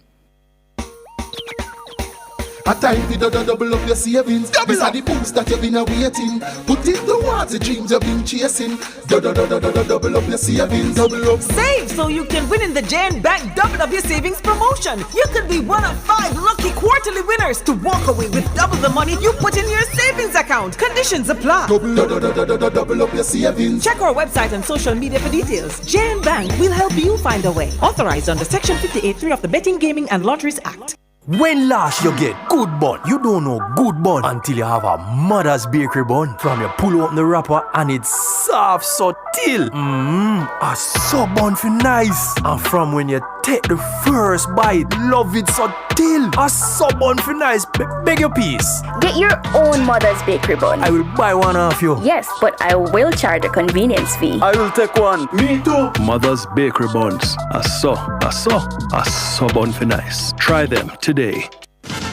From the Nationwide News Network, comprehensive, up-to-the-minute local and international sports news, this is the Nationwide Sports at Noon. Good afternoon with your sports report. I am Alrix Raby. We kick things off with some football as Jamaican Manchester City striker Khadija Bonnie Shaw could create history by becoming the first Jamaican to win the PFA Female Player of the Year award. 27-year-old Shaw is among 6 players shortlisted for the award. Others include Shaw's City teammates Yuri Ashigawa and Lauren Hemp, along with the Chelsea trio of Lauren James, Niam Charles and Erin Cuthbert. Shaw makes the shortlist after she finished last season as the league's top scorer with 22 goals, 8 more than any other player. In May, she was voted the Football Writers Association Player of the Year in England's Women's Super League. Her Rega Girls teammate Chinlu Asher says Shaw deserves all the recognition she gets. I'm really excited for her. I think she's worked so hard for this achievement, and it's totally deserved and earned by her. She's been really building her legacy, and as a teammate and someone who's known her since U20s with Jamaica, I'm really proud of her. Asha says Shaw continues to be a brand ambassador for women's football. It totally puts our country and our program on the map, and it brings attention to a very small island on the world map, and obviously inspires and encourages other girls in the country to want to walk that path as well, and to see their love of football and see that it can take them places as well. Chinlu Asher. Meanwhile, Manchester City's Erling Haaland could win a historic double for the men's title. Haaland is joined on the men's shortlist by teammates Phil Foden and Rodri, while Chelsea striker Cole Palmer, Arsenal captain Martin Odegaard, and Aston Villa forward Ollie Watkins are also included. The award winners will be announced on Tuesday, August 20. And Arsenal have banned 24 supporters for abusive and discriminatory behaviour, including racism and assault, at Emirates Stadium and online last season. 14 fans have been handed 3-year bans from home and away games by the Premier League club, while the other 10 are banned for 1 year. Most of the incidents occurred at the North London club's Emirates Stadium, while 3 fans were found to have been abusive online. Arsenal Managing Director Richard Garlick says the club will continue to take a hardline approach on abuse and discrimination. Now to cricket, as after denying South Africa a victory in the first test of the series in Port of Spain, host West Indies will take on the visitors again in the second test at the Providence Stadium in Guyana starting August 15. Rain caused several stops and delay to the start of the first test. However, veteran cricket commentator Joseph Rez Pereira says the weather forecast for Guyana is fair. The weather forecast is much more promising than the conditions that existed during the first test in Trinidad. Less rain is in the forecast, although there was some rain the day they arrived in Guyana. In terms of changes to the West Indies team, it's expected that maybe the same 11 would play, although they could not be happy with the batting overall and maybe the one-off bad test match by the very consistent Moti, who had a horrible time in Trinidad in terms of control, bowling too short, and his line. But it's expected that maybe the same 11 will play unless there is an injury problem. Joseph Rez Pereira. Now, Executive Director of the Social Development Commission, SDC, Dr. Dwayne Vernon, was excited for the start of the Super 8 phase of the National Community T20 Cricket Competition. The tournament was officially launched at Chedwin Park on the weekend. The start of the competition was delayed by a few weeks due to the devastation suffered by parts of the island following the passage of Hurricane Beryl. Dr. Vernon says, as a result, teams participating in this phase of the competition now face a win-or-go scenario which is different from previous years. Normally, we would have what we call a playoffs, which would be an intermediate round between the quarterfinals and the semifinals. So historically, what would happen is that the best winners from the quarterfinals would have automatically gone to the semifinals, and then the other teams would have played off to ensure which one will get the right to play in the semifinals. What we have done this year, because we're strapped for time, of course, because we want to end before the school year starts, we have eliminated the playoff round. So what that means is that teams that win at the quarterfinals will automatically go to the semifinals. So there'll be no playoffs to determine which of the other teams will play any of the best winners, because all winners will go to the semifinals. Dr. Dwayne Vernon, no brand manager at Ray and Neville, Kerry and Bryan, spoke of the long-standing partnership between her company and the SDC T20 cricket competition. Ray and Nephew is proud to be a part of this long-standing tradition of community development through sport. Over 17 years, we've seen much growth in participation, community camaraderie, and development. All elements for which the SDC has been a stalwart champion. Today, I stand proud as the flag bearer of Ray and Nephew White Overproof Rum to affirm the partnership of a great institution committed to fostering Jamaica culture. Cricket for many Jamaicans is more than a game. It has the power to unite us, transcend boundaries, and build a sense of camaraderie. Carry on, Brian. In the first quarterfinal, White House 155-5 beat Richmond Park 149 by 6 runs. Meanwhile, Junction scheduled out Troy for a mere 43 runs before their East victory at 44-1. The other two quarterfinals saw Fairfield 145 beat Bridgeport 127-9 by 18 runs, and Gale 107-4 beat Lynx 108-3 by 7 wickets. The semifinals will be played at the Ultimate Oval in St. Anne on August 18. And finally, in powerlifting, Jamaica's 13-member team is back on the island after competing in the recent IPF NAPF North American Regional Powerlifting Championships held in Arizona. The Jamaicans returned with 15 medals. Head coach Jeremy Owen says the team, known as the Jamaican Spartans, showcased their strength and determination on the international stage, cementing Jamaica's growing presence in the powerlifting world.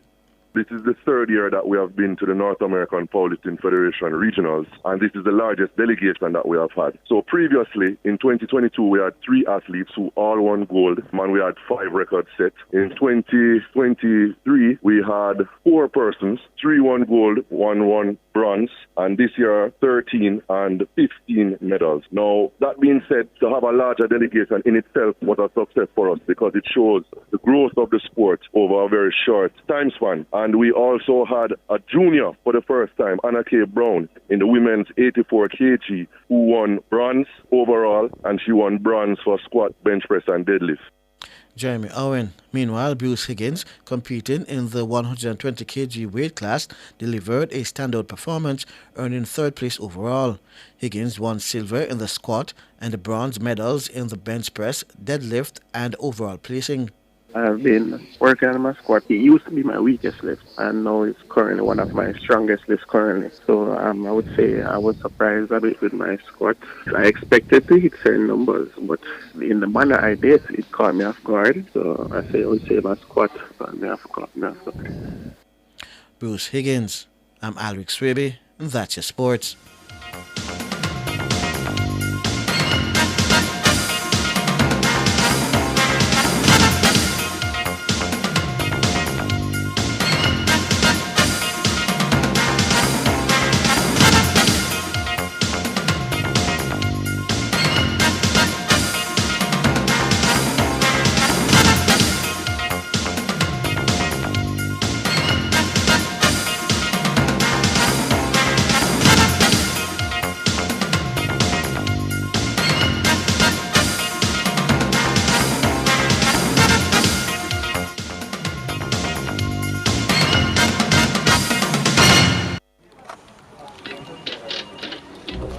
Is this real?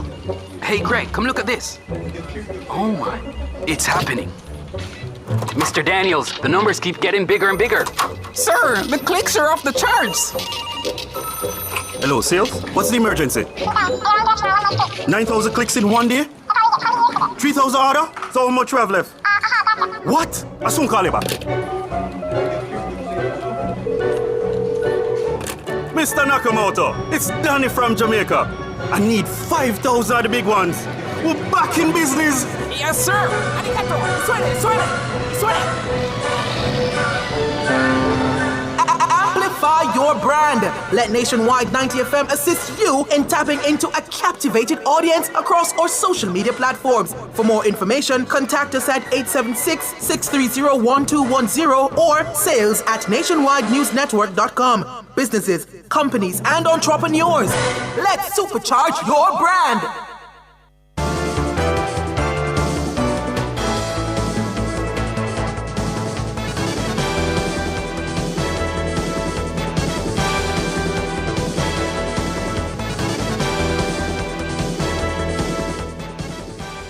To recap our top stories making the nationwide world at noon, some residents of Cherry Tree Lane are considering moving out of the community following Sunday night's massacre.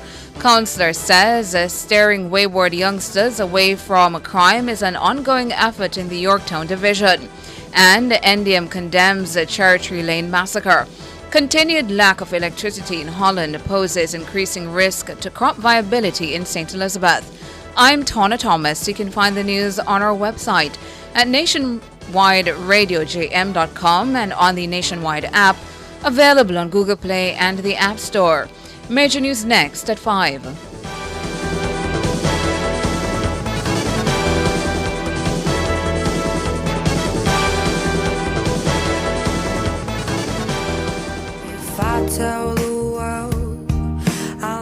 You know the moment you meet the love of your life, the perfect partner, the person who is your purpose, but they just don't share the same sentiments? How many times have you heard, if you really want someone, you should be prepared to invest time? But at what point do you realize reciprocation isn't really gonna happen? What happens when a friendship starts to sour because you just won't stop in the name of love? Or you become a bit bitter because you'll only ever be friends or become enemies? Join me, Rodney Campbell, every Tuesday from 9 to 10:30 p.m. for Fears of the Heart, right here on Nationwide 90 FM. This Tuesday's topic: how long do you chase a love you might never catch?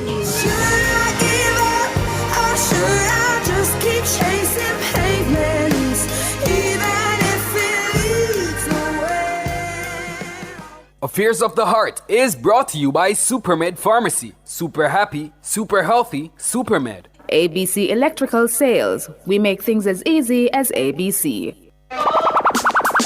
Back to school is upon us, and E-Zone will broadcast live from Stationery World and Book Center at 5 Sandringham Avenue on August 16, 2024. Stationery World is having their hassle-free back-to-school shopping spree.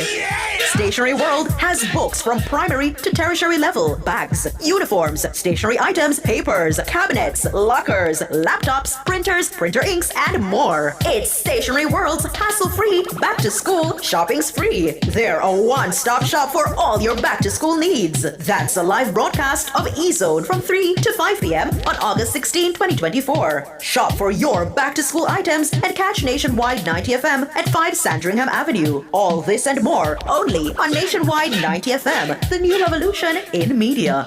This broadcast is brought to you by Stationery World and Book Center Limited.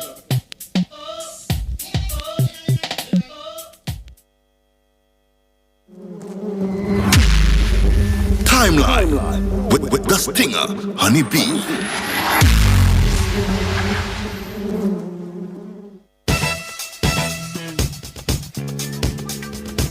Timeline is brought to you by Spirits Expression Sports Lounge at Shop 44 to 45 Harbor City Mall, Montego Bay. Have your breakfast, lunch, and dinner while enjoying our breathtaking ocean view, because life is beautiful.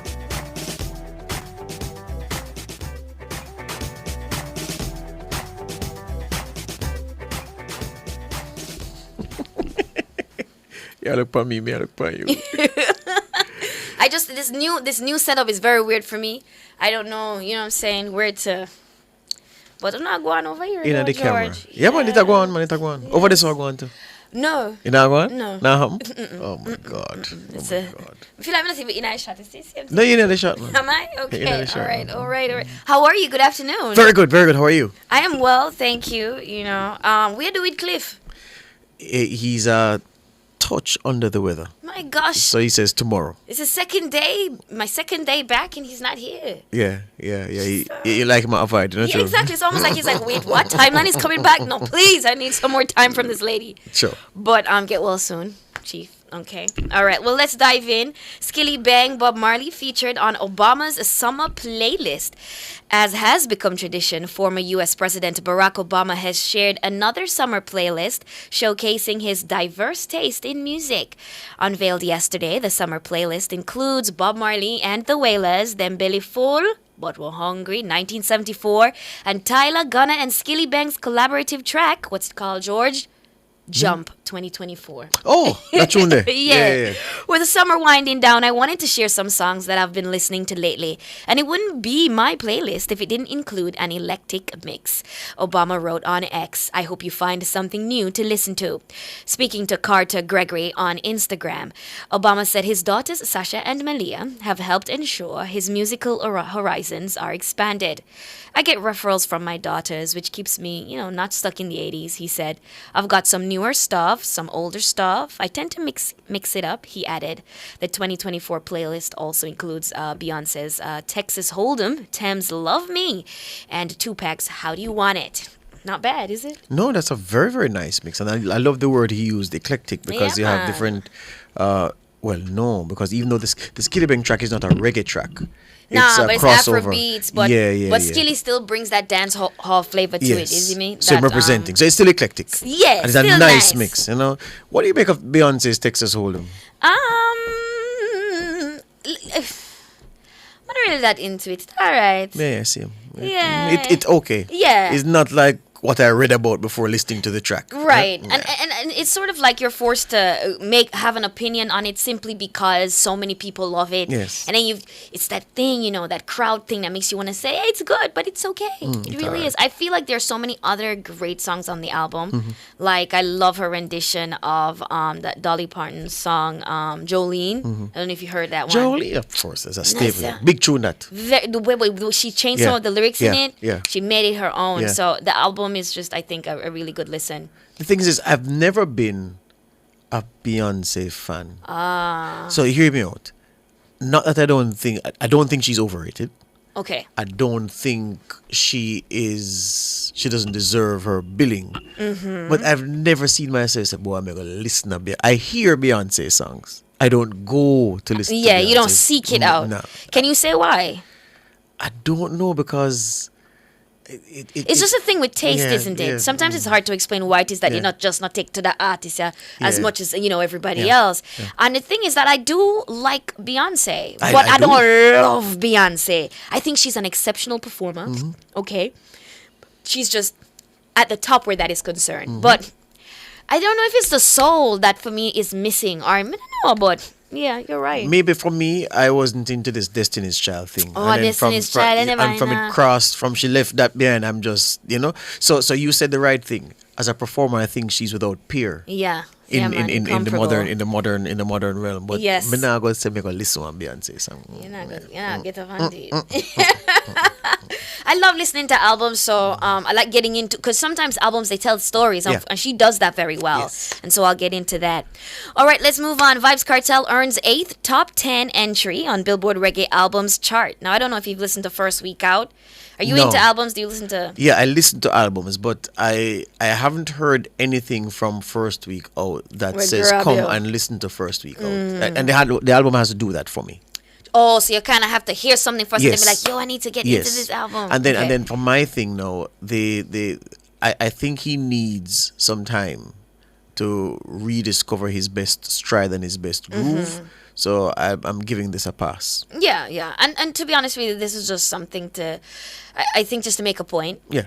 He came out and just I don't know. Come on, be dropping on. Yeah. You know what I'm saying? Like, but he too knows that too, that he needs some time to kind of get himself together. Now, the 12-track mixtape by dancehall artist Vybz Kartel has debuted in the number 8 position on this week's Billboard Reggae Albums chart.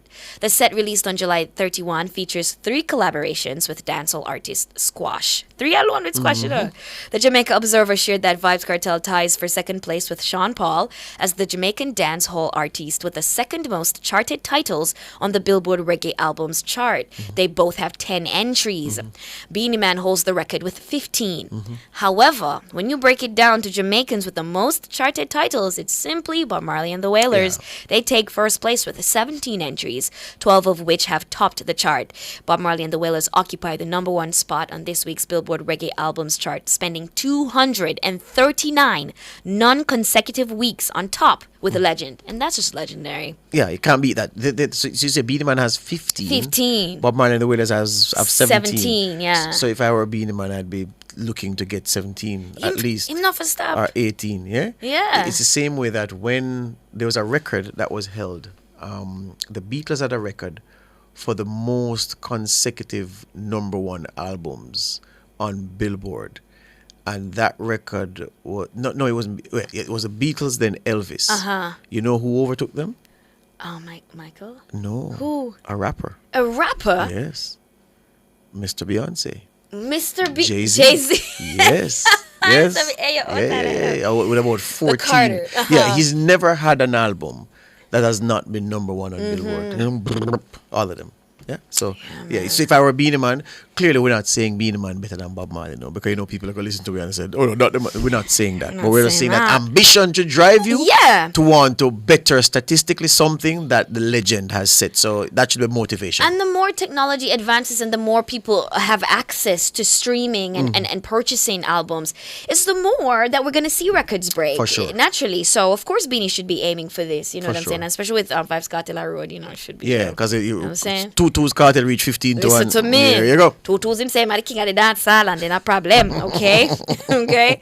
All right. So I don't know if you've seen this saga that's been going on, George. I don't know how much into social media you are, but this has been trending like crazy since yesterday. Tit for tat, two friends who are now enemies. Who them? Two content creators, Tash and Tavion. Tavion is the partner, is Skilly Bang's baby mother and partner, and Tash used to be her friend, but they haven't been friends for 6 months now. But apparently they used to make content together, YouTube content. I never used to really watch them thing, but people who used to follow them from they started said that from the jump from them start, they've just been like these besties. You know, when you have I don't know, probably you don't know because you're a guy, but I remember back in the day when I had like a bestie, we used to dress alike. Like, you tend to become almost like twins, you know what I mean, of each other, and you mimic each other and whatnot, and apparently that's what they used to do in their content, yada yada yada. Time passed, I don't know what go on, them decide say them a break apart, they're no longer friends. But according to Tavion, Tash just a copy her style right through. Like Tash dresses like her. Tash's mannerisms are hers. The very essence of Tash is Tavion. That's what Tavion's saying. And Tavion is saying, I'm sick and tired of this. Please find your own individuality. This is creepy. This is weird now. So this happened. Like Tavion came on, and Tavion is usually really quiet. She doesn't really do social media drama apparently. And this is the first time she has come out publicly to, really air, her laundry or whatever. But it was Tash's birthday yesterday when she said it. So Tasha said, imagine I'm my birthday, I do this, blah, blah, blah. Okay, may I take you on tomorrow. So that tomorrow was yesterday, right? So Tasha went on YouTube, made a video, which apparently has gotten to 137K. It got to 137K in 15 hours, all right?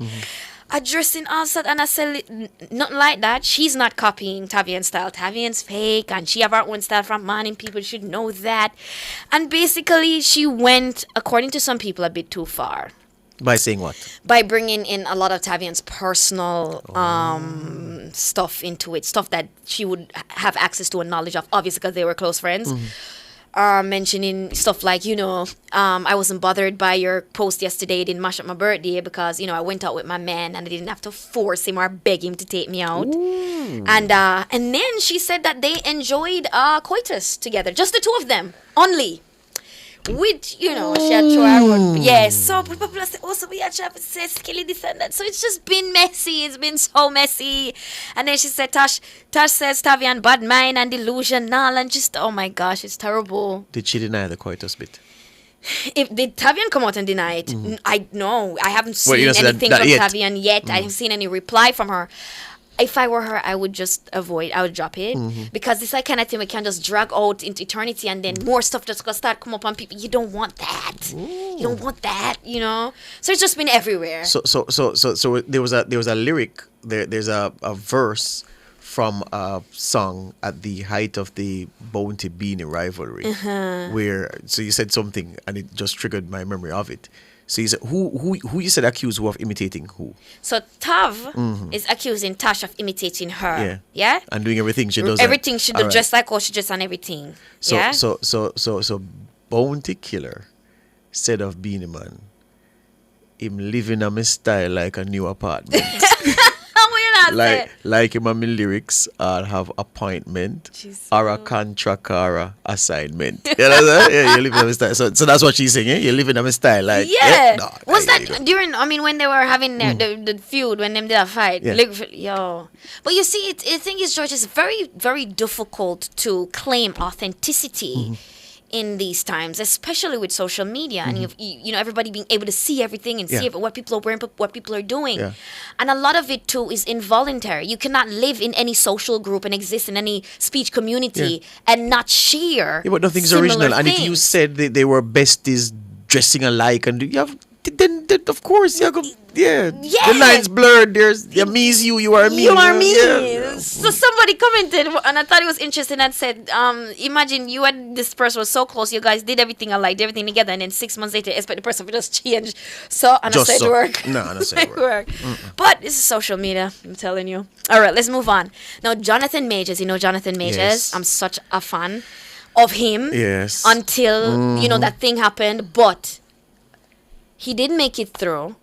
And based on the case itself, it is fair to say that he based on what come out in the court, George, yes, that he perhaps did not do the things that he was accused of doing, of assaulting his former girlfriend, right?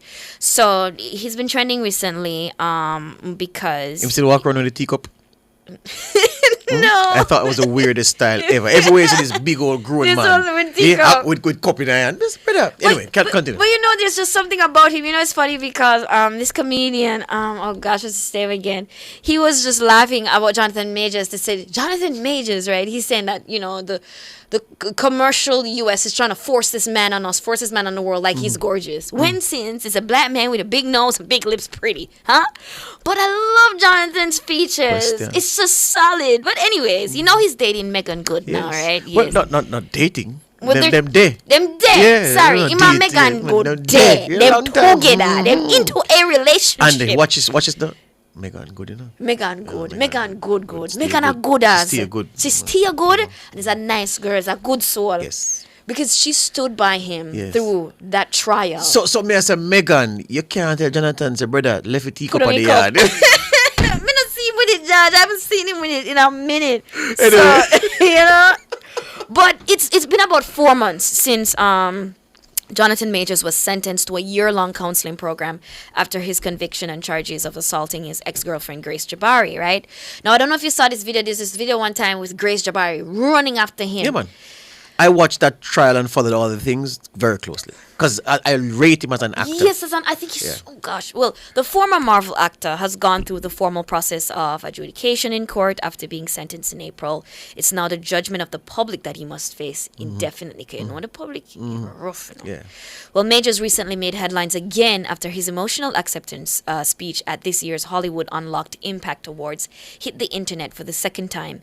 In the clip, the 34-year-old received praise not only for receiving the Perseverance Award, but also for professing his love for his girlfriend of 1 year, Megan Good, who accompanied him through the trial and to the ceremony. Now we have the clip of it here. Let's throw to it. I love you. I love you beyond all limit. With all my strength. With all my heart, I love you. I'm supposed to be this tough and strong when you done carried me so many nights. I love you. Through the fire. No, Judge, I saw him for ball. I saw him for ball and tell me say him love me. It just, you understand? He's won back many fans by that performance. Yes. You notice what I said? By that, me here we are say, and you are doing the same thing a lot of people are doing, but I believe this man, and yes, I know he's a great actor. Because you won't believe him. Because it's true. To tell the truth, though, insofar as what happened in court and as it was reported, I thought he would have beaten the charge. What the judge found differently. But I think he deserves a second chance. I think so too. I think that we have to normalize second chances. And I feel like that's where we're moving away from in society, where this cancel culture. We're just on, like, you make a mistake, it done, it gone. How can it? When you yourself, how can you, when you have done, look at the things we don't know, because maybe publicly your stuff isn't out there, but can you justifiably sit there and say to you, this man does not deserve a second chance, knowing that you too may have needed a second chance, or possibly will in life. And as my friend would say, the heartening thing about all of this is this. Some of the people who have condemned Jonathan Majors to the scrap heap of show business, of films, because of what he did, and are refusing to give him a second chance, they are preparing to, on the first Tuesday in November, vote for a convicted criminal. Easily. Is a man say? Some man say people the double standard. It's just there you it's go. incredible. There you go. It's like what we tell ourselves, you know what I mean? You just It's done at a double and triple and triple. you understand? It's all over the place. Yeah. It's all over the place, boy. But yeah, that's what it is. And that's the timeline for today. Megan, before you, Megan, good. Megan is. I'm remembering the first movie I saw Megan in. Yeah. You know what I mean? Okay. Yeah. Did you see her interview with Shannon Sharp? Yeah, man. Yeah. I think it's really solid interview. Club Shay. Cool, man. I'm you that, man. I'll what I him that kill up himself on him nightcap show with him. Not in the other guy that him do the show with. Yeah, with talking that, about the whole Chad Ochocinco, 100-meter yeah, finals. but you have to remember though, he does this for ratings. Yeah, and so, at the end of the day, what did I expect him to say, Exactly. really? Yeah. But it might be easy still, because I understand we're not really, we're brutal as Jamaicans. So Michael Johnson, the former 200 meters world record holder, he was reacting to something that Noah Lyles was saying in the lead up to the 100 meters. And he was saying that Noah Lyles and all the other athletes need to be careful because he said Jamaican Twitter is a different beast. Yeah, it was a big feature article, and he made that point in it that listen, don't ramp with them people because them can't done. They're not limited. Them not limited, Judge, and then not go done. Yeah, you understand what I say? When they drop on Derek internet, they done. What can go so? What can go so? I don't know. Listen to me, man. Hello, please. It's been an interesting Olympics, an interesting time. What? Just looking at everything that we've been through, our athletes have been through. I love them and I'm proud of them, regardless. Yeah. You know what I'm saying? And how you feel about Janelle Bromfield? I'm not gonna. Oh gosh, interestingly, this word came in my mind, and I hate that word came in my mind, and I'm not gonna say it because I don't think. But I feel. I'm not gonna say I feel. Why may I feel sorry for her? I feel for her. I feel like she's being crucified in the media.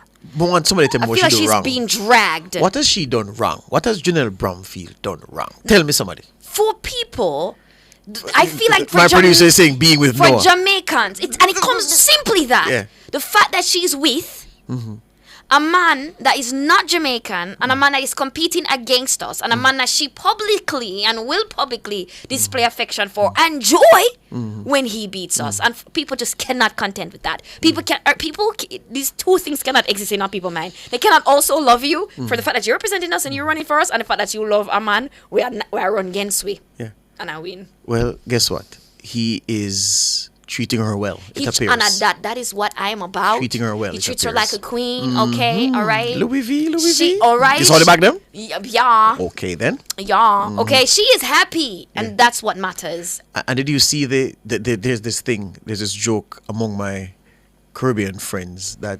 Barbadians. They can't say, they don't say car, like how we say car. The black car driving a car. They say cure. And every time I say, boy, I laugh. So that came to me when I say, you say the cure. When the man buys it, oh my God, the cure. The cure. It's sexy. It's sexy. And she deserves all the of it. The man treat her good. He does. You know, so I could understand if you hate the man because you hear some boy man abuse her or whatever. And she's coming out at the night and you say, yo, the bone, Yamid, whatever. But no, the woman, when Janelle Bromfield do wrong. Based on what I see, they have a great relationship. I was watching this interview and she was saying that she had survivor's guilt, and he encouraged her to seek therapy, and that's a healthy sort of environment to be in. You understand? And all the Jamaican man, I got encourage them partner to go therapy because them not go themselves. Oh, it's therapy. You understand? Exactly. Yeah. Okay. So I'm happy for girl. Yeah. General dating, enjoy your life, enjoy your man. Yeah. Rather than therapy, as my technical operator is saying, they would encourage her to have a drink with the family. Yeah, I know. Jerry and you know me too. You say the same thing. It's about you find a good man, Janelle. You find a good man. Yeah, man. Leave the girl alone, man. Chuck. That's us. Oh gosh, yes.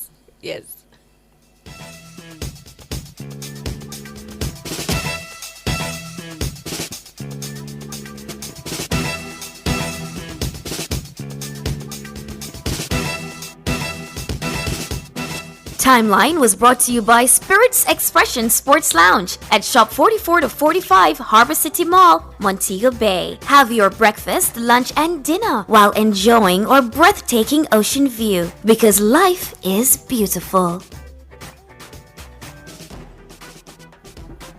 All right, so at 12:55 we end the show, Cliff Hughes Online, for today. As I reminded you, all being well, the gentleman, Cliff Hughes, should be back on your radio on Wednesday. Thanks to Nora Gabe Anton, thanks to Kevin Williams, and thanks to you out there for listening. Good afternoon. You've just heard Cliff Hughes Online. Like a rock.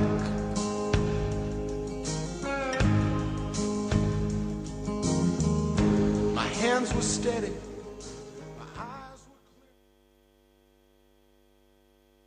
Celebrate our athletes with the winning spirit. Ray Rum. The time by Ray and Nephew White Overproof Rum is 12:56.